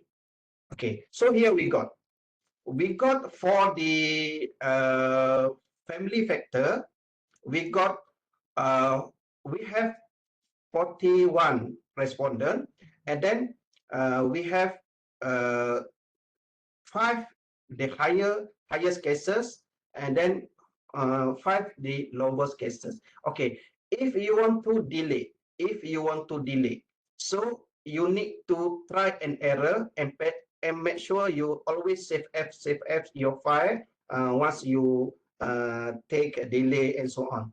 For example, if you try to delete 2 cases, you take the highest one, for example, cases number 3. Okay, cases number 3, and then the lowest one, cases number 20. Right. Okay, so you go to your data. You go to our data.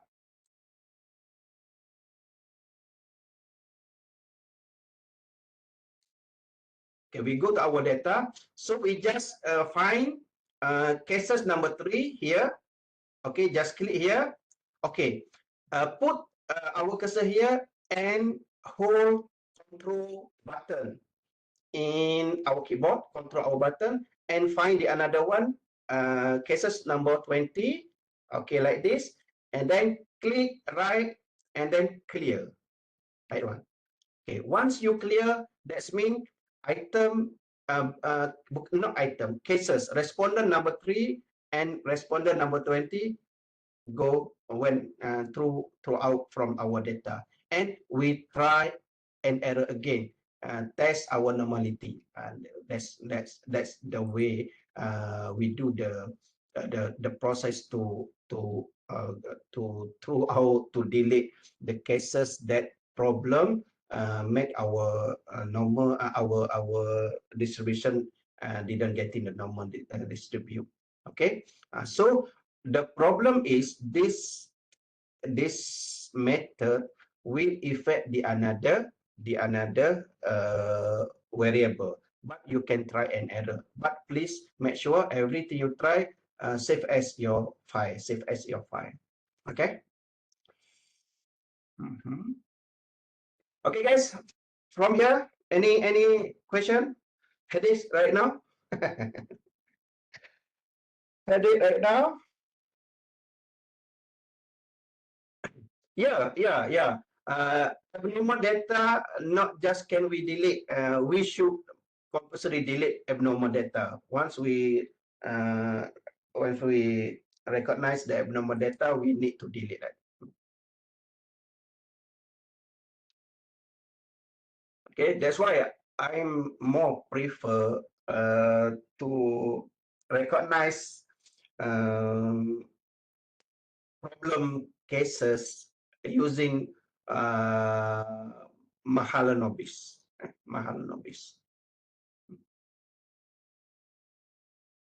Because Mahalanobis, once it suggests the problem case respondent, that means those problem respondent affect all variables. That means when we delete that, good for all variable. Compared to outlier system, we just delete that item, that's problem for special variable, but not affect the another one. Sometimes we delete this one, the another one become worse. That's one. Okay. But for the beginner, just it's okay just to know how to delete by all lines. Can we delete the abnormal data? That means we can adjust the data. Yes, we can adjust the data. Not meaning we manipulate the data to get the good result, but we just delete the cases that will contribute to unreliable and validity result.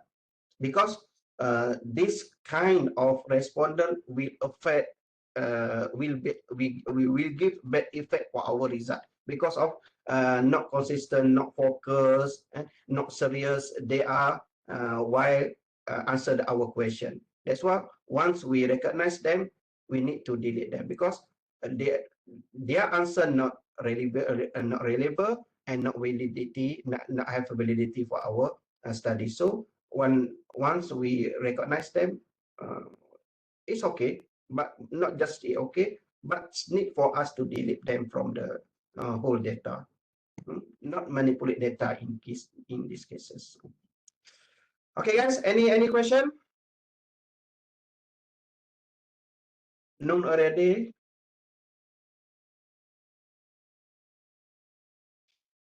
How if sample size is small, let's say only 3, is that possible to proceed with the analysis? Cannot. Because why quantitative study?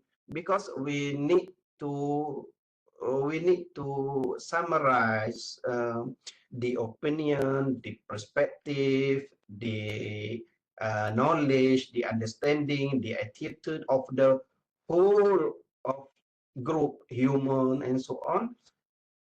How we summarize? By quantitative number, statistic number. That's why we need really good number. For example, as I told you, just number 50 and above is okay. Because for example, you have two respondent, and then all two respondent didn't use media social. So you go to conclude 100% my respondent didn't experience in any media social. So that's not true because you respond 100%, but just 2 people, right? Okay, that's mean we need to suitable number in quantitative study. 3 to under 10 is not enough for quantitative. Okay.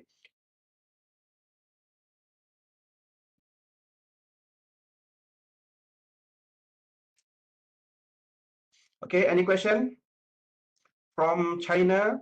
Ching, from where come from, Ching? From Nigeria also we have today. Arab from Arab. Some foreign student call me. Okay. Okay, next one.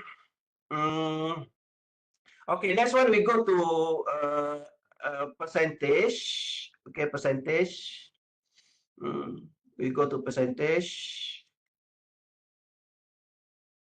Okay, this one percentage.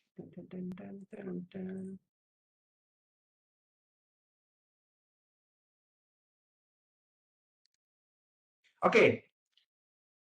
Okay, now we go to analyze percentage. Percentage. The variable we can analyze for percentage just nominal and ordinal, right? So you already know, right?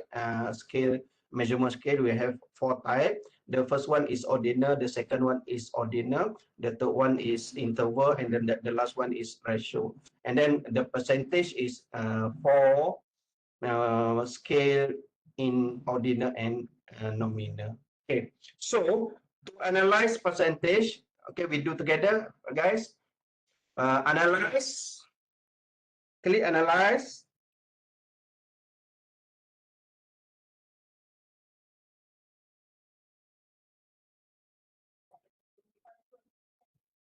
Okay, analyze, go to descriptive statistic.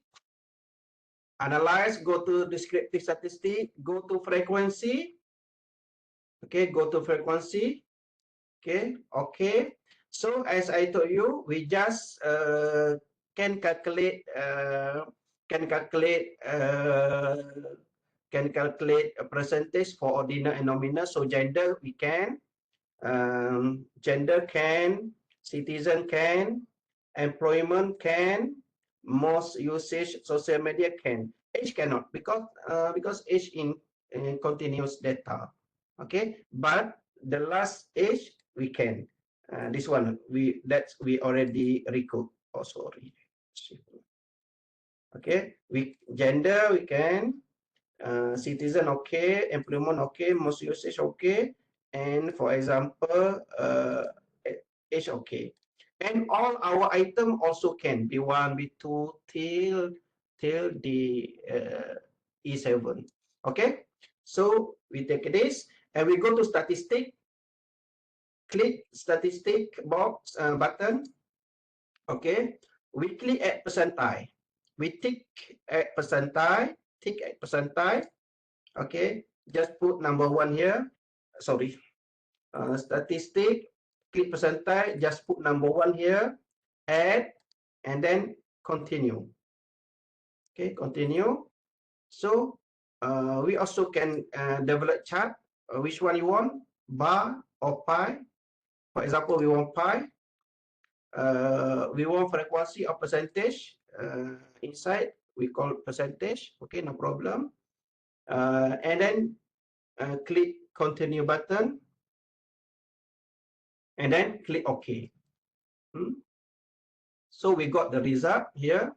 This one in table, male 13, female 28, citizenship Malaysian 37, 90%, non-Malaysian 4, 9.8%, government 18, private sector 4, self-business 4, others 15, number, percentage, most usage media social or Facebook 46.3. Okay, this data in table. Our ages.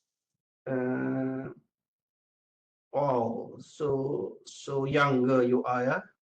Most of under 39. Why I feel so old right now? Okay, so this one in diagram, beautiful. You can use as a presentation. If you want to edit, just right click. Edit content in different separate windows. Okay, you just put it here.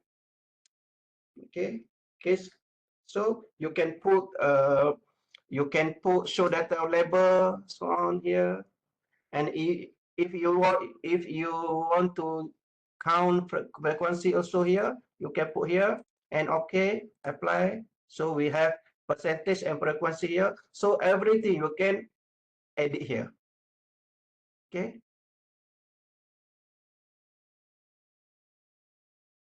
is it okay, guys?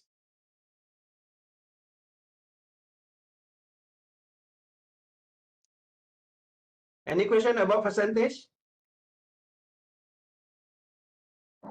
Yes, doctor. Why we need to put 1 in the percentile? Yeah. Good question. Good question. Like this, like this, we order the SPSS to calculate percentage. Okay, we order them. We order it. And what percentage we want SPSS run?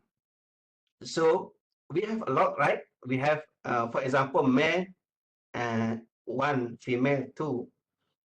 We have employment, government 1, private 2, self-business 3, for example, others 4. So when we give order to SPSS to run percentage, so which one percentage? SPSS asks us which one. So we just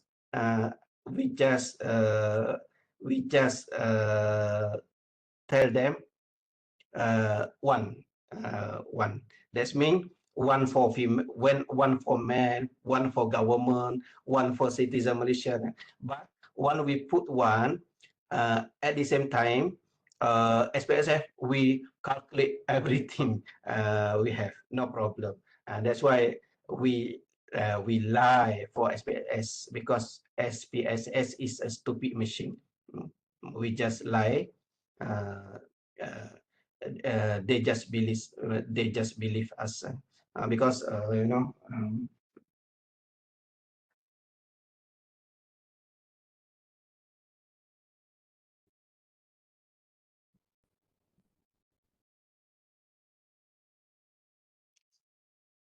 Because this in this my books, you know, at the starting of my pre-work, I say SPSS is a statistical package for social science. At same time, we also can use SPSS as a stupid package for stupid scientists. No, that's like that. Because I mentioned here about the concept of stupid machine, right? Stupid machine. Why I said stupid machine? Because if you request them to analyze, they just analyze, right? For example, we have variable gender, right? Variable gender. I show you, my friend. Variable gender. We have gender. We have gender. We have gender. For example, gender, male and female. So I ask SPSS to run mean. That's mean average. So continue. So we get our respondent today mean is 1.65. 1 for male, 2 for female. So our result right now is 1.68. So what's meaning? What's meaning? Anybody can tell me what's meaning? 1.68 for gender? Something wrong somewhere, right? Okay, that's mean SPSS, how powerful SPSS, but once you give the wrong order, they just calculate. That's mean I call it stupid machine. Before you ask SPSS, you need to have a good perspective, good knowledge, understanding about the data, quantitative study, and so on. So you can give the right order to SPSS. Without that, you will ask everything, and SPSS will run everything. Actually, that result is nothing, no meaning at all.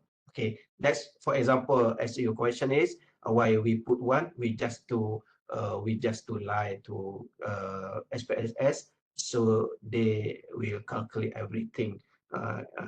Beside, although we not state need to calculate 2, 3, and 4. So, okay, so this one for percentage. Anybody any question? So you can use this one for presentation and so on. Okay, gender cannot has mean. Yes, because nominal scale cannot by not by times and divide. We just can plus and minus, just because nominal data.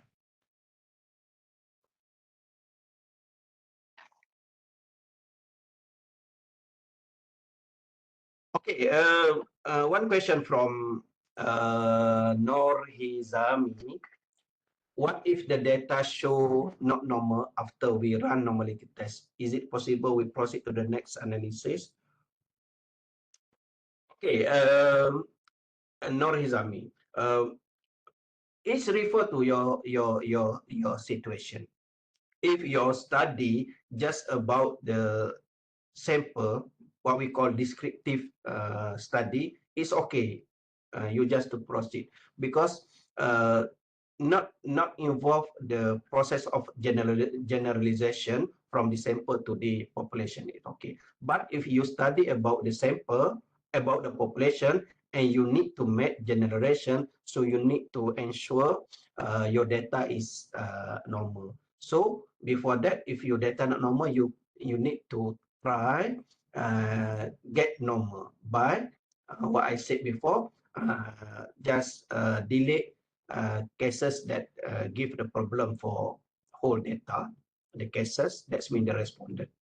Okay, and if also cannot solve your problem, still not getting normal distribution, so you can change your analysis from the parametric testing to non-parametric testing. Okay, you can use, we have certain item statistic in parametric testing and certain non-parametric testing. Once your variable not in normal distribution and cannot solve at the early stage, so you need to use non-parametric testing. Okay, clear, Hizami?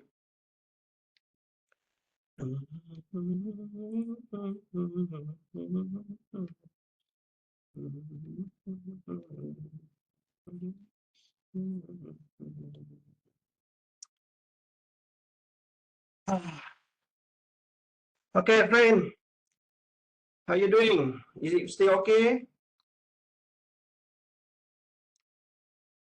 Or close to collapse? Just for beginners, so how hard a headache, you know.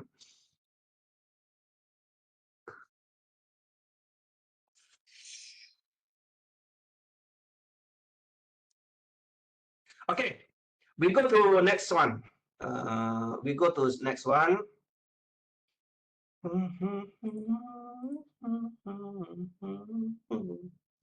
Okay, I also want to show some cross step, because sometimes student need to do cross step in percentage also. But for example, for me, once I run research survey consultant for the company, for the high position in government agency and so on, always they ask for cross step. Why? For example, I survey about the attitude for political. So I said respond use waters for government is not good. I just said like this. My data is my respondent is 2,000 respondent. So I present to the funder, that's the perspective or attitude of the voters respondent for the new government is not good. Just percentage popularity just around 45% agree and 55% didn't agree, right? So they will ask again, who those 55 didn't agree to policy of the new government? So I need to answer this 55%, most of them from the rural area. The first one is either agree or not agree, satisfied or not satisfied for the government. The second one, who? Rural or urban? Rural. Inside the rural, who not satisfied to the government? So I need to cross again. In the rural, not all certified for the government. The most unsatisfied is a youth generation. Okay, youth between age 18 to 25. Okay, so between youth, is it all race or just certain race? I need to cross again. So yes, youth not agree the policy of government, but inside the youth, the most didn't agree to the government is Malay ethnic, not Chinese. So this one what we call need to cross that from layer 1, layer 2, layer 3. So we go deeper to our data, and we can discuss a lot of meaning about our data. This one we call cross stack, right? Okay, so we do together again. We do together. Dun, dun, dun, dun, dun, dun, dun, dun, dun. Apa yang ada kat depan you all semua? Kopi ke, teh or ke apa? You have coffee right now? Or tea? Or Panadol? Is it someone already take Panadol? Paracetamol? Okay, so we need go to cross step. So analyze, we go to analyze. Guys, let's go. Analyze. Okay, analyze. Descriptive statistic. We down to cross tab. Okay, cross tab. Okay, so for example, we want to go to gender. Gender as a column. Most usage of social media as a row. Okay, this one like this. Okay, and then we go to statistic. Nothing statistic. We just testing chi-square and so on. I will explain the next session. So we take a percentage for row, percentage for column and total. Click continue, and also we can display cluster bar chart if you want. Okay, just click OK. Okay, so we got like this. Okay, we got like this. Okay, most used media social, for example, Facebook. We have 19 people. So from 19, 9 female and 10 female. Instagram, we have 14, just 2 male and 12 female. Oh, how can I? Oh, men did not interesting to use Insta, share picture and so on. TikTok, okay, we have 8 and female 6, male 2, right? So this one table, and also as I said you before, we can edit in separate window to put everything here. Okay, but the problem is okay, the problem is in SPSS. Hey guys, you can see bar chart here. Guys, you can see bar chart? Yes. Okay, thank you. Okay, but the diagram bar chart in the diagram bar chart in SPSS not too beautiful, right?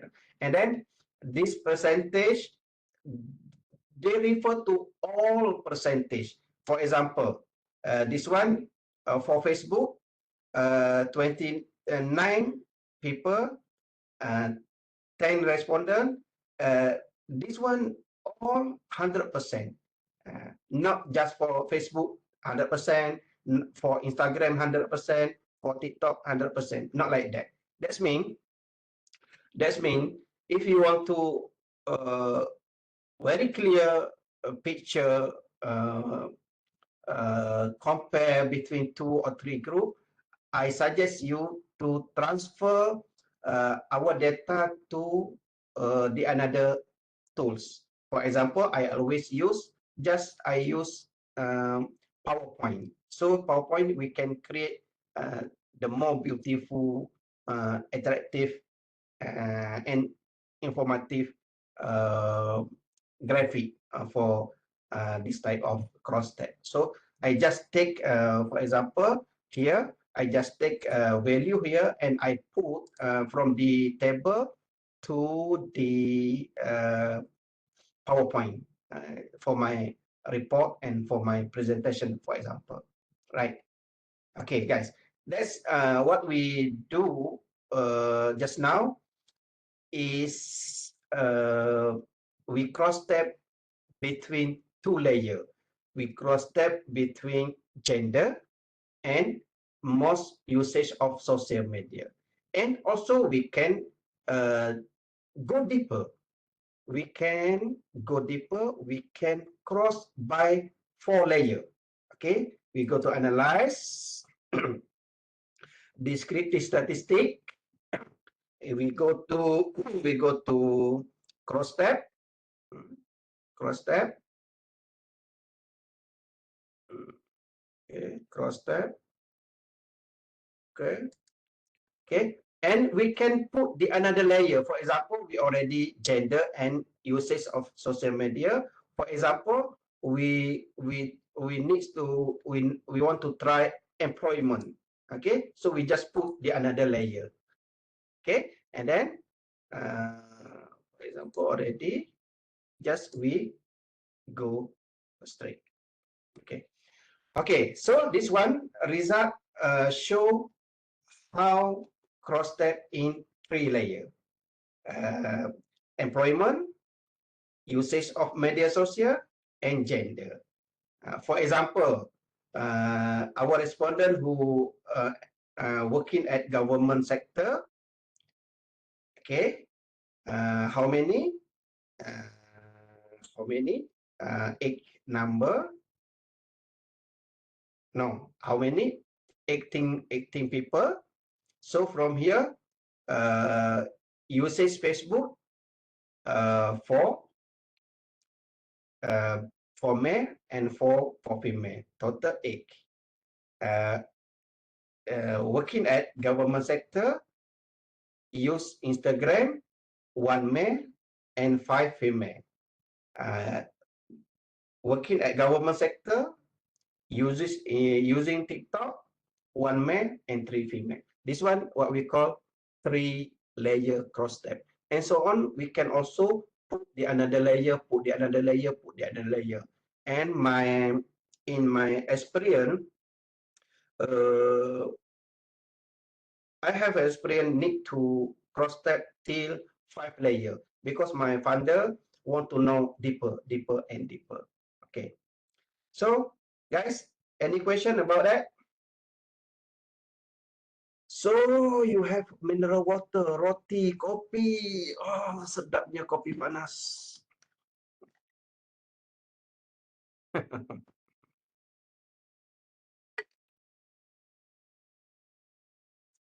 Yesterday I just conduct just like keynote for some workshop like this, but for the school leaders yesterday. So today I have this workshop till 1 afternoon, and I need to continue the another class from 2 to 4. You just imagine how can okay. So okay, so we go to the another one. Okay.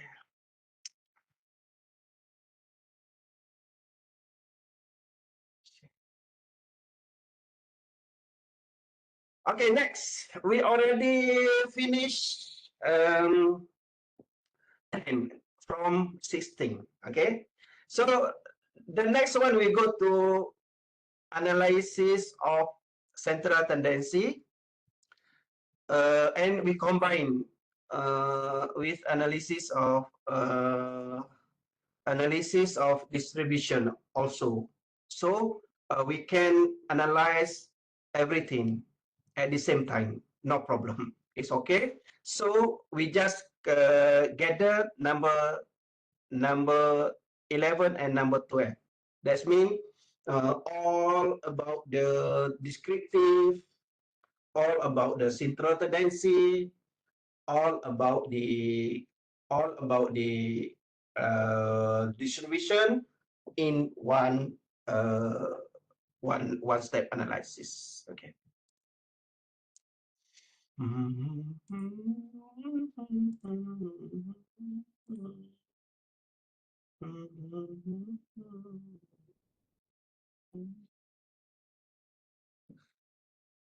How many layer SPSS can do? I'm not sure how many maximum, but I have experience analyze till 6 or 5 layer. It's okay, no problem. Just the problem is how to present it, because so bigger, so wide, and so length of the table. Okay. You hear me, guys? Yeah. Okay. So, okay, we go to next step. Everything. Okay. This one descriptive. Descriptive. Always we use descriptive mean, because reader want to know about the mean, average, and then sometimes once you report mean, you also need to also report standard deviation distribution. I mean, okay. So up to you all, guys.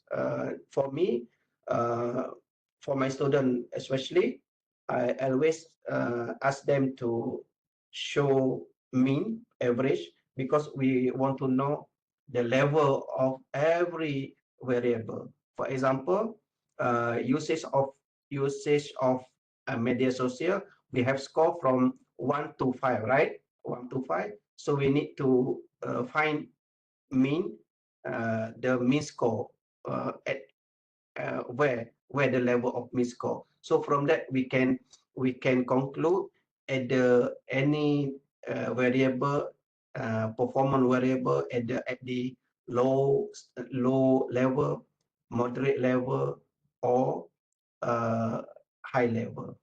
For me, guys, I always use I divide all score, total score to the 3 level. For example, for usage of media social, actually we have 5 points, right? From the never till to always. Okay, 1, 2, 3, 4, 5. That means from here we have full score 4.00. That means 1.21, 2.32, 3.43, 4 to 5, 4. That means we have 5. We have 4. So we have 4. Once we have 4, we just divide total score 4 to 3 category. So 4 divided by 3, 1.33. That's mean uh, score 1.00 T to 2.33. That's mean in low level. How can I get it? Because 4 divided by 3, we got 1.33. We start our score from 1. That's mean 1, we plus 1.33. That's mean 1.00 to 2.33, we define as at low level, right? And then we start again. We start again at 2.34 plus 1.33. That's mean 2.24 till 3.67 at the moderate level. And then the last one, 3.68 till 5.00 at the high level. Why we need to define like that? Because our funder, our reader, they don't know, they don't want to know about the number, but they want to know what's the meaning behind the number. So we get the mean like that. So what's mean? So we just conclude at the low level, moderate level, and high level. So you can use the same formula, and you can cite a lot of document before this, especially my document in any article journal, how to decide the level like that. Okay, so we go to once we want to analyze just like mean, median, modes, maximum, minimum, standard deviation, range, and so on, we need to use already compute variable. That's why the most important, you know how to compute your variable. That's why I put as a the early stage before you analyze the data is compute your variable. Okay, so because everything after this, especially to parametric testing, we need to use compute variable, not the itemized. Okay, so again we go to analyze, guys. Together we do analyze descriptive statistic. Okay, descriptive statistic, descriptive. Okay,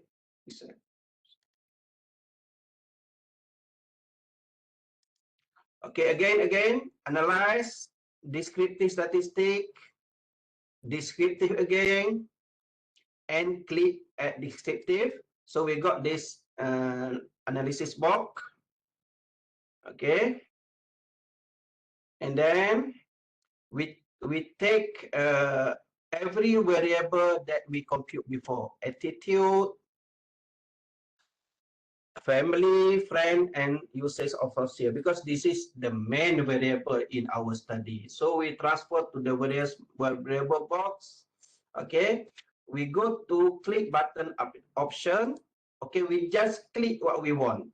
Mean we want, prorata, standard deviation we want. This one important to show how our data distribute. Minimum, maximum also we want. If you want range, just click it. If again you want to control skewness, you just click it, no problem. Okay. If variant also you want to, just click. Okay, because variant and standard deviation is same, because square root for variant is standard deviation. If you want, just click it. Okay. Okay, just continue. So straightforward, we can get the result like this. Okay. Okay, attitude range 180 1.8, minimum score 2.2, maximum 4. Okay, mean 3.2. Okay, I want to ask you all, you guys, if 3.2 high, what's level? Attitude. For attitude, 3.2, what's level? Is it we can use the same formula as I took before? Is it? Cannot. Right. Why cannot? Because that formula I use for usage of social media.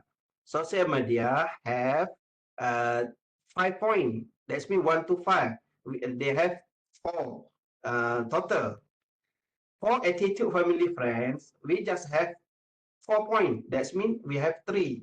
1 we divide by 3. That's mean every level 1. So for attitude family friend, 1.00, 2.200, that is low. 2.01 to 3 to 3, this one low and moderate, and 301 to 4 we consider as a high. Okay, or you want to just like this, 1.00 to 1.99 low, 2.00 to 2.99 moderate, 3.00 to 5 to 4 high. So also can just just small differences. Okay, no problem. Okay, so here we can get, for example, we get the usage of social media means 3.15. So actually the usage of social media among our participant today is at moderate level, because to get high level is 3.68, right? And then so what? Because we are academic, we didn't waste a lot of time on social media. We focus of our dissertation, we focus of SPSS, we focus for our Atlas T and Vivo and so on for Scopus, for Web of Science. So we have no time to waste our time to media social. That's really result. It's good result. Okay. Okay. This one. Minimum, maximum, mean, standard deviation, variance, range. This is about the central tendency and also distribution score. Okay, so for the number, for the number, what we call it, for the number, okay, for the numbers 11 and 12. Okay. Okay, any question about it? Any question?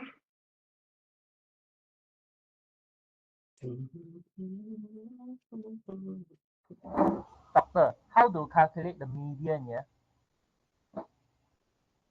There is no median box, right? I'm not clear lah, your voice. Why?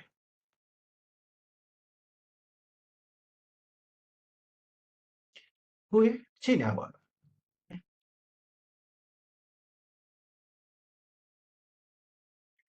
Not clear, not clear, not clear.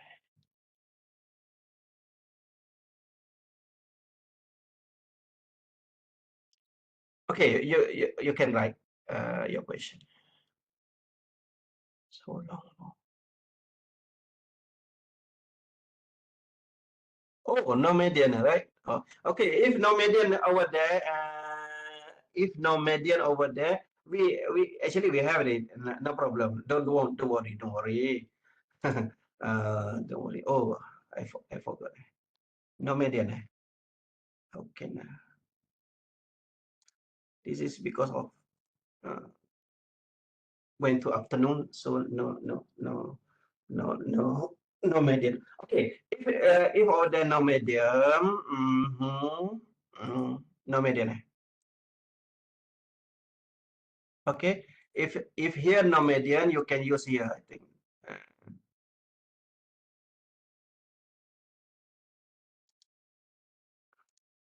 Okay, okay. If you want to this one, the another way we can use like this. Descriptive statistic, analyze descriptive statistic, frequency. Okay. This one reset. We take our compute variable. Okay, put it, and then go to statistic.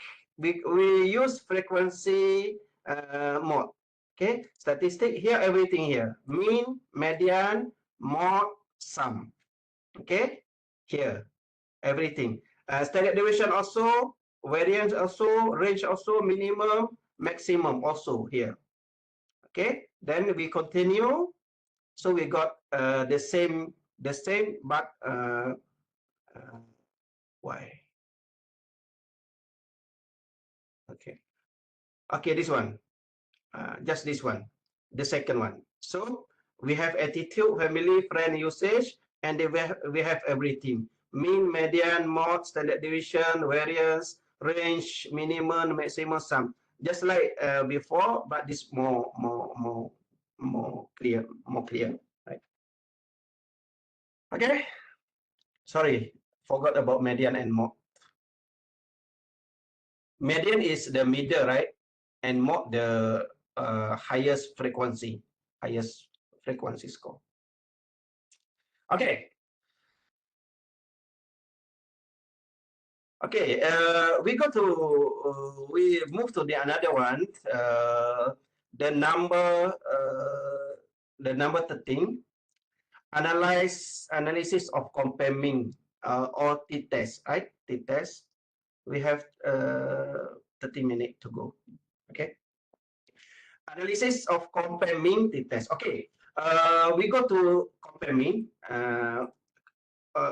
Actually, ANOVA also comparing ANOVA, Angkova, Mangkova, Makoba, Angkoba, so to all of comparing. But for today, I just to show you all guys, just two type of comparing. The first one is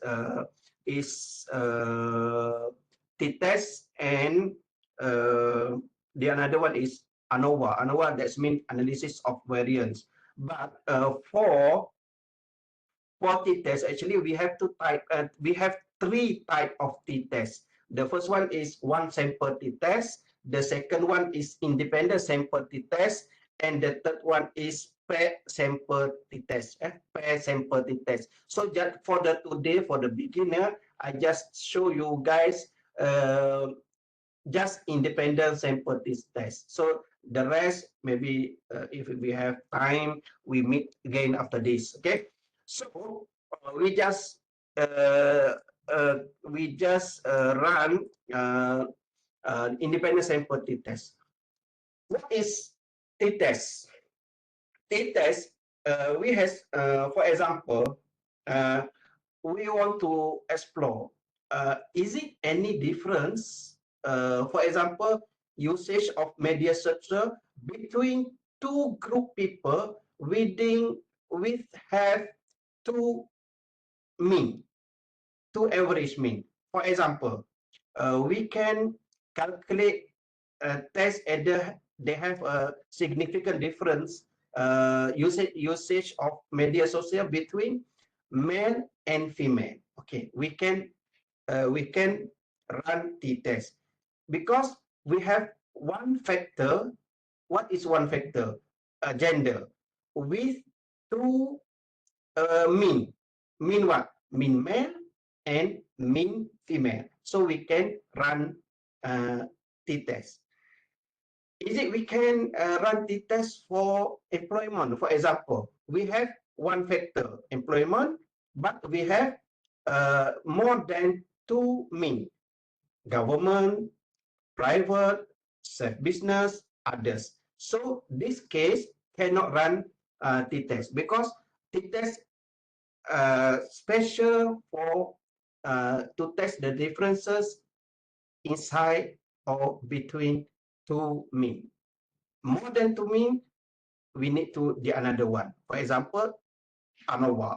If double layer, we use the another one. MANOVA, Mangkova, Angkova, and so on. Okay, so this one, for example.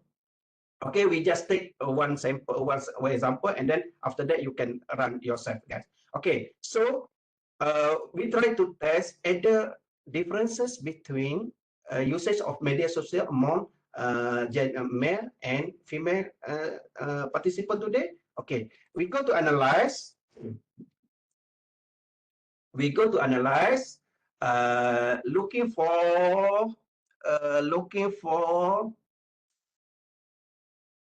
Looking for comparing. Where? Oh.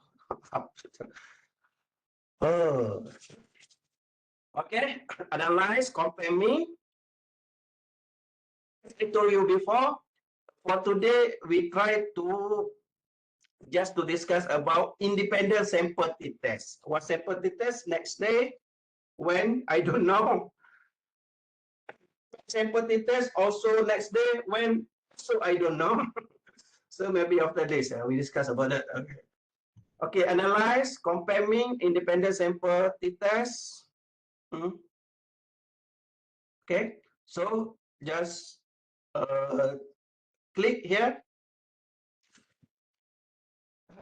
Oh, please.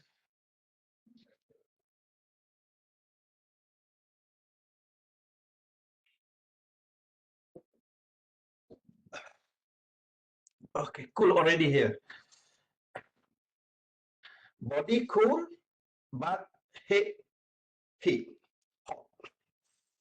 Okay, analyze, comparing independent sample t-test, right? Okay, click here. Okay, so which variable we want to test? I said before, we want to test usage of social media. We move to test variable box. Okay, and then which one we want to test? Okay, we try to test with gender, transfer gender to grouping variable, but we need to define group. What group? Group one, why one? Because male for one. Group two, two. Why? Because female for two. If you code a male, for example, you take 56, so you put just 56 in group one. If you use female using 88, you just put group two with 88. And is it there? Anybody record like that? It's okay, no problem. If you're happy, everybody could male as one, female as two. So you want to make differ, code male as 77 and female 68. It's okay, no problem. But it's hard to you type just like this. Okay. Okay. So just put 1 and 2 and continue. And then okay. And then we will click OK. So what we try to looking, okay, what we try to look once we get to when we analyze the t-test. Okay, the most important actually we want to we have a lot after this. Okay, but the most important is we want to see the significant value. Okay, we have t-test value. We need to look t-test value. Okay, we need to look. Okay, if you Google, you will get the t-test table. Okay, t-test table. T-test table. Okay, this one. T-distribution. Is it? Mana kamera? Okay. This one in my book, for example, T-distribution. Okay, this one. Okay. No, don't worry, because you can get that's true that table from the Google. No problem. Everything there. Okay. I just put in my books so easy for my student to get it. Okay, so we can look for T value, but it's okay for T value because SPSS we run for you. And then the most significant, the most important we need to look is significant value. So we try to look the number of the point of 0.05. 0.05. If our significant value is 0.05 and below, that means 0.05, 0.04, 0.03, 0.02, 0.01, 0.00, 0.05 and below, that means there is significant difference between two group mean that we test. That means in this case, if significant value 0.05 and below, that means there is difference usage of media social between a male and female participant. And which one greater? We need to look the another table, the score of mean score for every group. Okay, so before we click OK button, set in our mind, we need to look significant value, and we try to find the cut point of 0.05. If 0.405 and below, that means there is significant difference. If 0.06 and greater, there is no significant difference between male and female. Okay, like that. Okay, once we understood that, we can click. Who still not understand, don't ever click okay, because make you more migraine after that. Okay, so one who already understand, click okay. So we click okay, we get this one.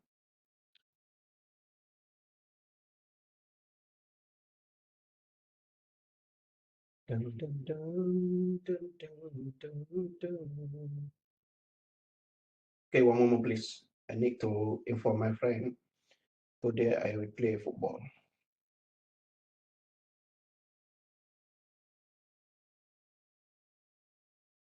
Okay, so here we got the result.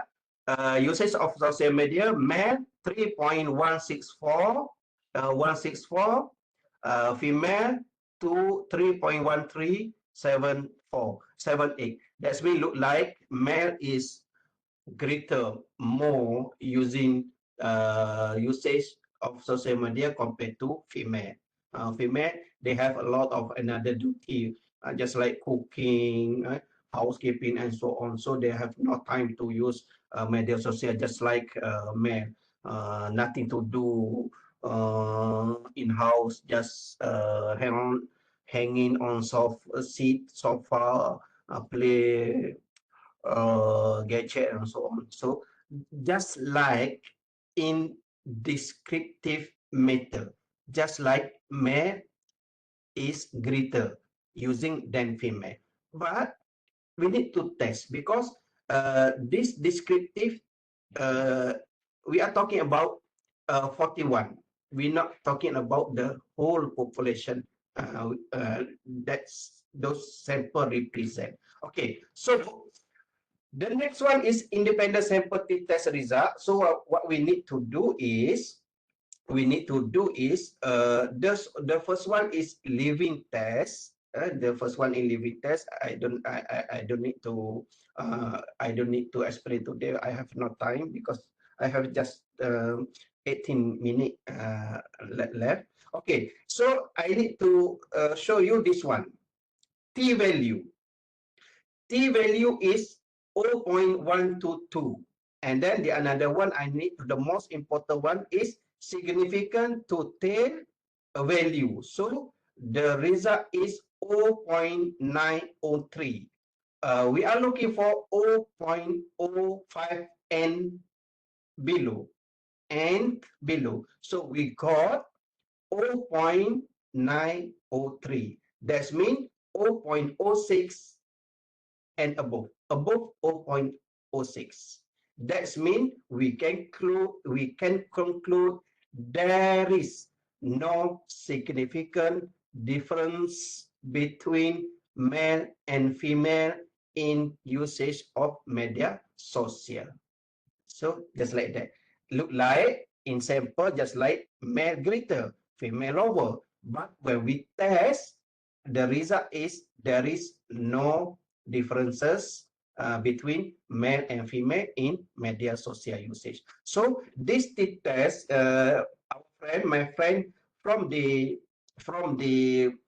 science technology area also can use this test, ANOVA, and so on for your analysis. I always had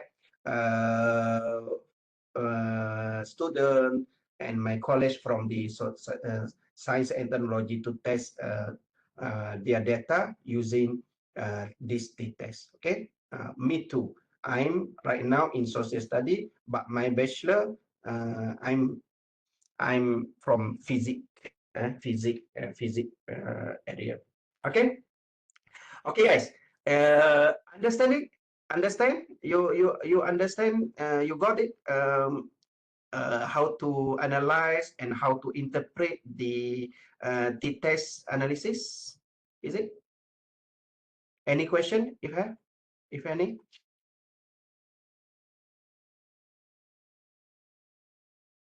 Is it everybody still with me? Or already take a lunch already?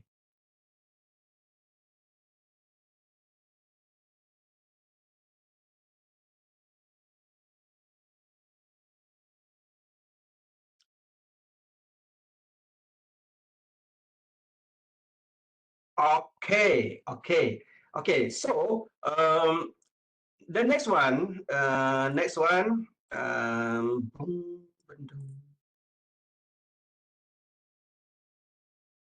okay, the next one is number 14, analysis of compare me, but we use ANOVA. ANOVA. Okay, ANOVA, actually the same concept, with t-test. The differ is once our factor has greater than 2 mean. Okay, 3, 4, 5. Okay, for example, we have here employment. Employment, we have government, we have private, we have business, we have order. That means greater than 2, 3 greater than 2. So once greater than 2, we use ANOVA to test there is any difference between group, that's group. Okay, so the way we analyze, just like before, we go to analyze again, my friend. Again, analyze. Okay, analyze. Which one? Analyze. Comparing. Where comparing? This one, comparing. One-way ANOVA. The concept of one-way ANOVA, maybe next time I will discuss about you. And in this book, this book also, but for Malay actually, because this book in Malay, I also discuss about one way, but this book already finished. I can give you PDF free of charge if you want. Okay, no problem. Okay, one way ANOVA. So the same, we want to try to usage of social media, and we want to test by employment, job, okay, factor, research. Okay, so again, I told you before this, we looking for t value and we looking for significant value, right, for t test. But for ANOVA, just slight differ. We looking for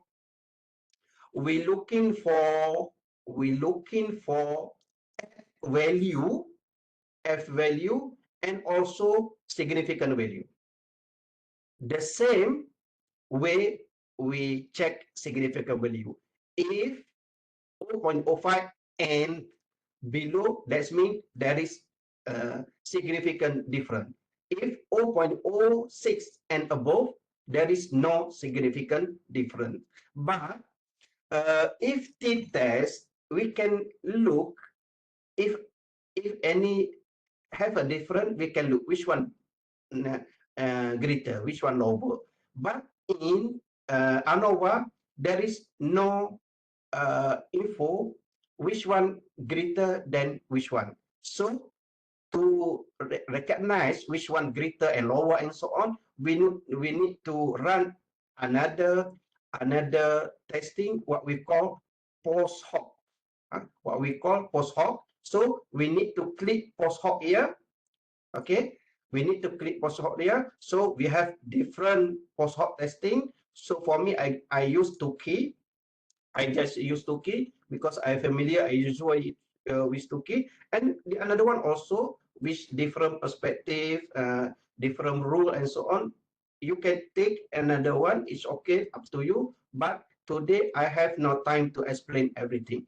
Okay, so we just continue. Again, my friend, we're looking for F value and significant value. If 0.05 and below, that means there is significant differences between group of mean. And then if significant difference, so we look to post hoc test.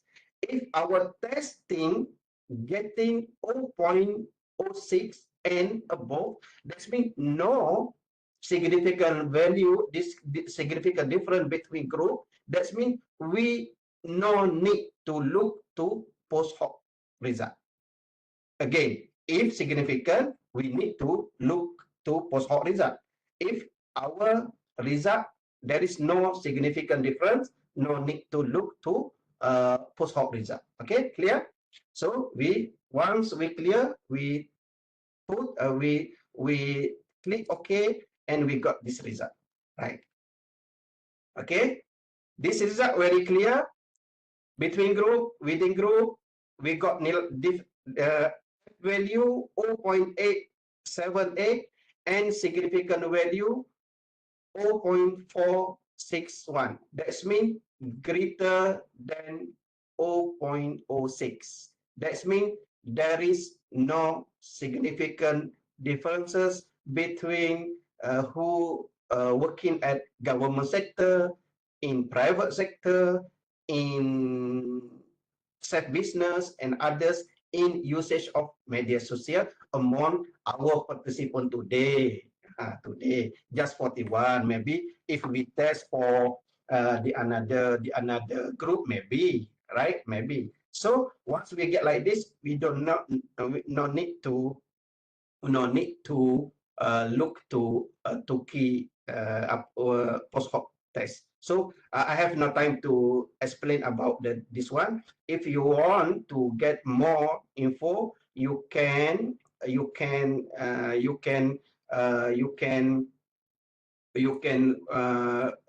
watch at my YouTube, my friend. My YouTube, everything over there. You just type my name at the YouTube. My name, if you don't forget, my name is Muhammad Yusri Ibrahim. Okay, so over there I have not a lot, just several few about the testing, but in Malay. I'm sorry, my friend from the outside, in Malay. So this one you can see a lot of my this one. Okay, this one how to write the thesis and so on. We try to find ANOVA, right? So you can hear most of analysis, statistical analysis. I have a video over there. You can try to Okay. Anything question?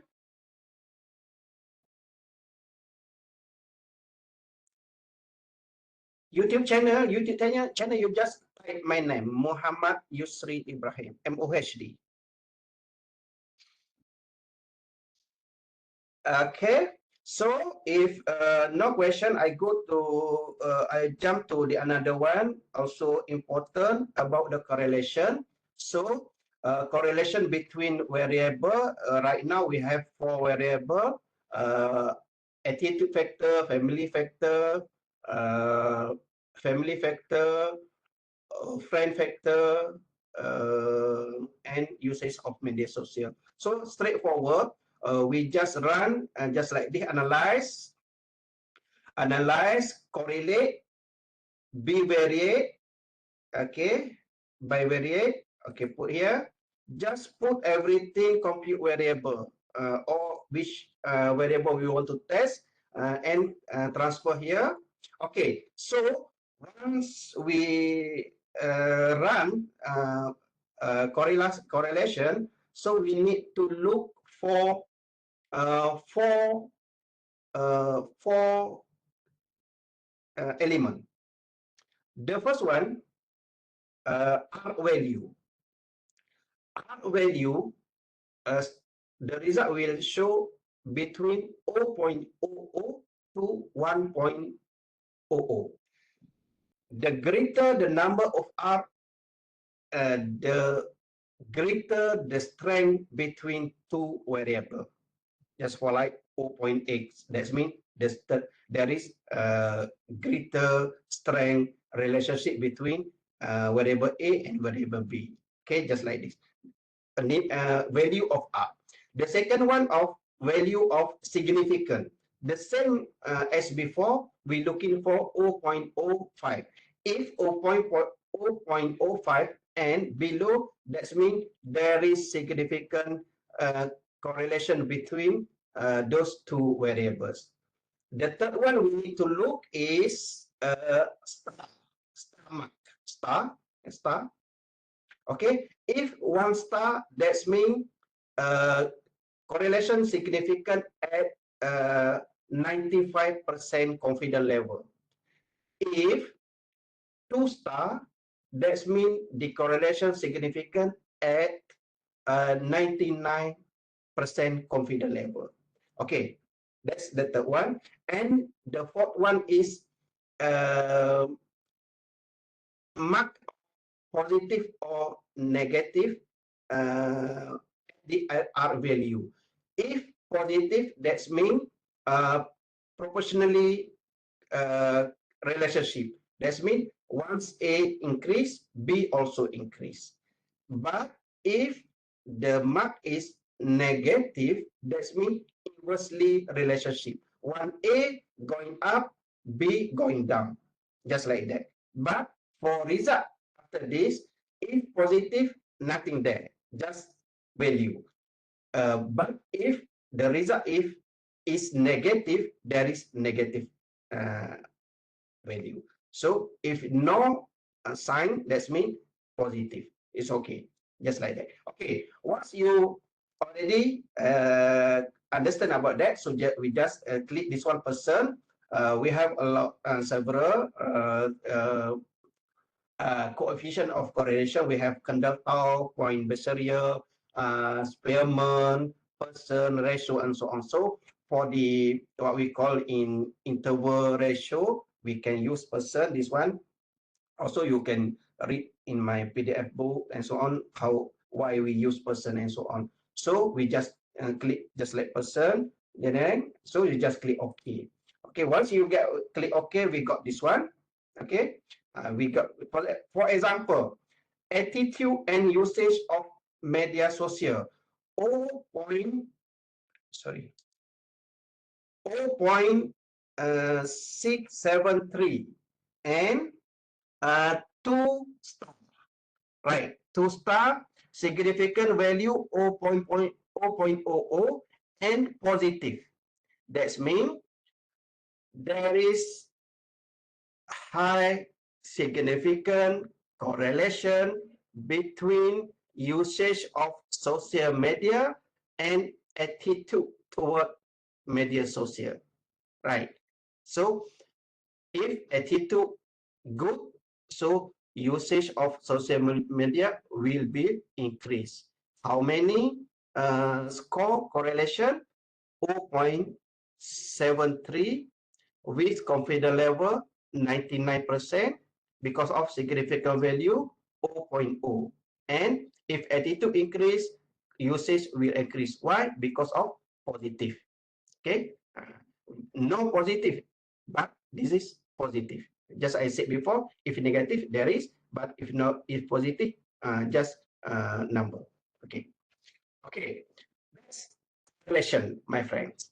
The another one, the last one I want to show you today is the last one is about the regression. Okay, the last one we have regression, number 16, analysis of regression.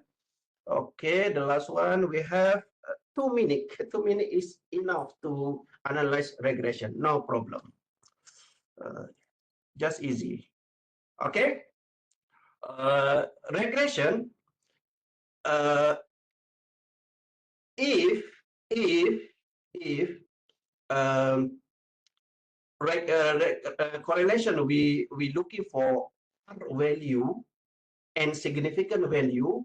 For regression, we looking for beta value and significant value.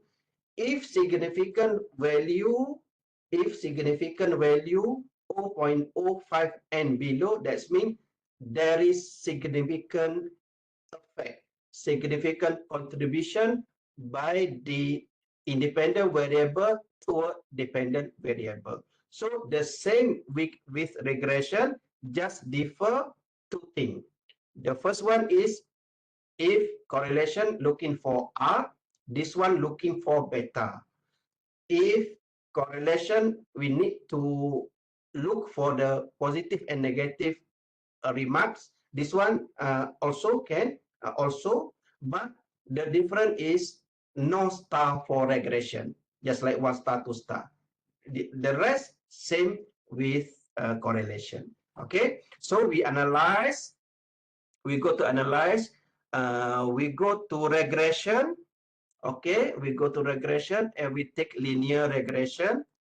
Okay, linear regression. We put just like our model usage of social media as dependent list, just like diagram we said before, and then attitude, family and friend as an independent variable.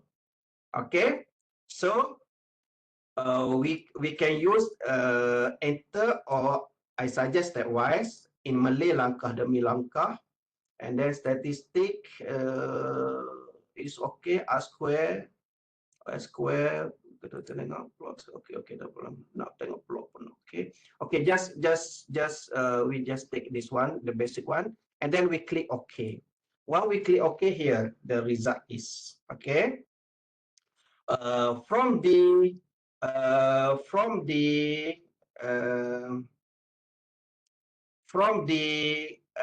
three variable, we suggest to predict the behavior of usage of media social. From here we get just family and attitude significant contribute to the usage because of family. This one beta, my friend, 0.4 XO, significant value 0.002, and attitude beta 0.354, and significant 0.01, still significant. So is it friends not contribute, not affect as a affect factor to usage of media social?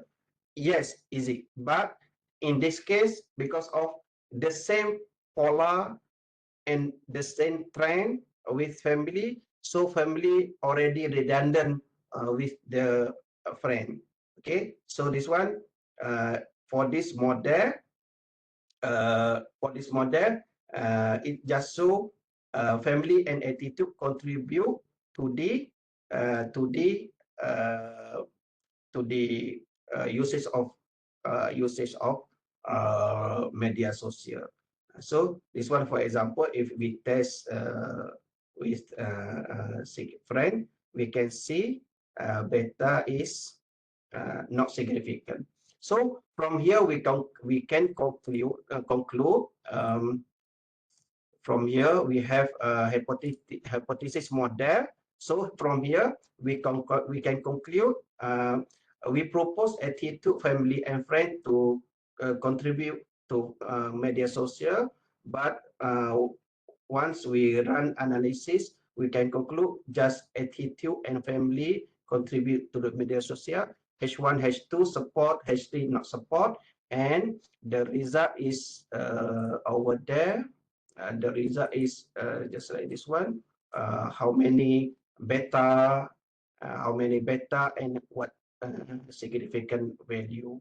Okay, my friend, we already run out our time. Okay, just for beginner, how hard beginner?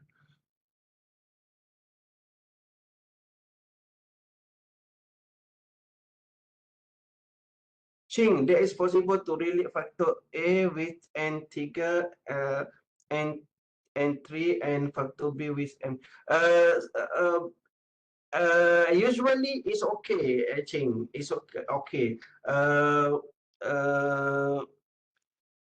Sometime SPSS they didn't calculate once few then two, when few then two.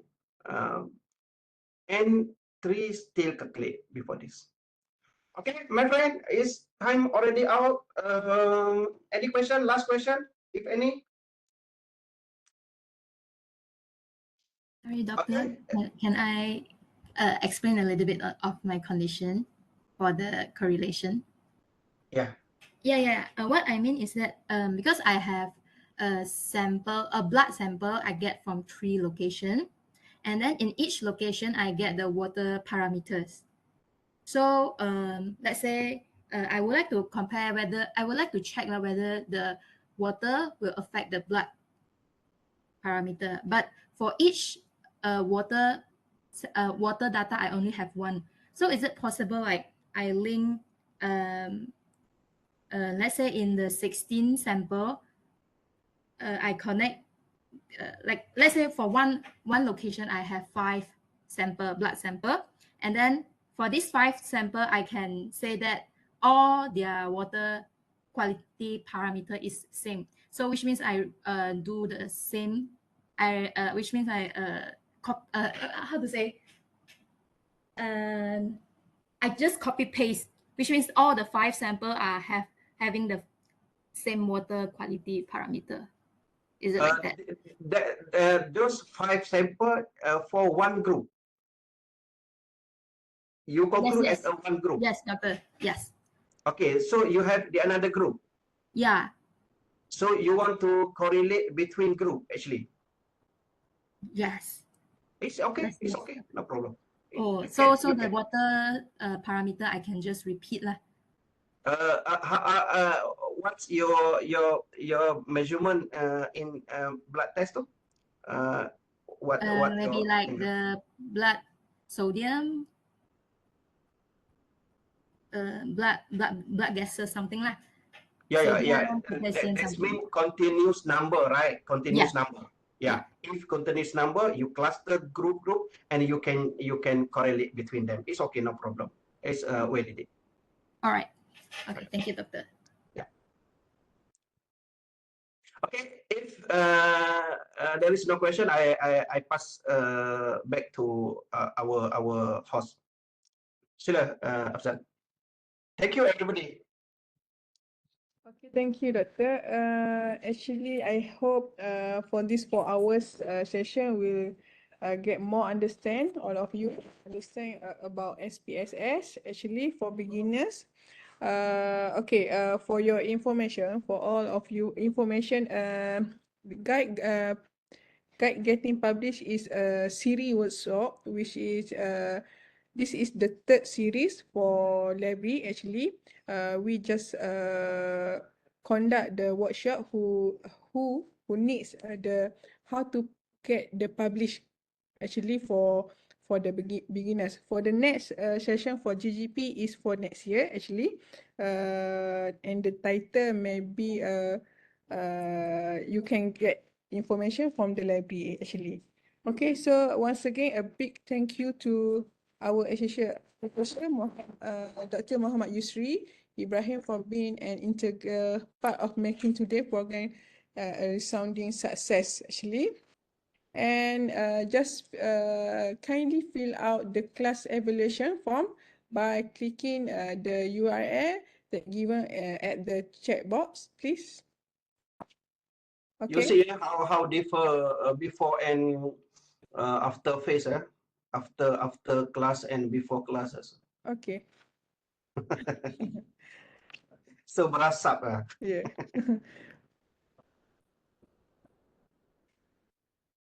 Mungkin lepas ni boleh buat untuk sesi apa yang advance bersama doktor kot.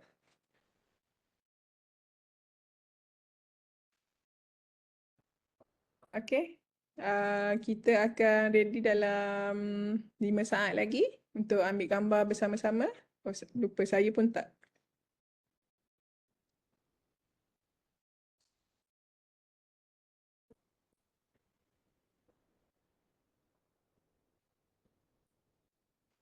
Okay, Encik Uzaini ready?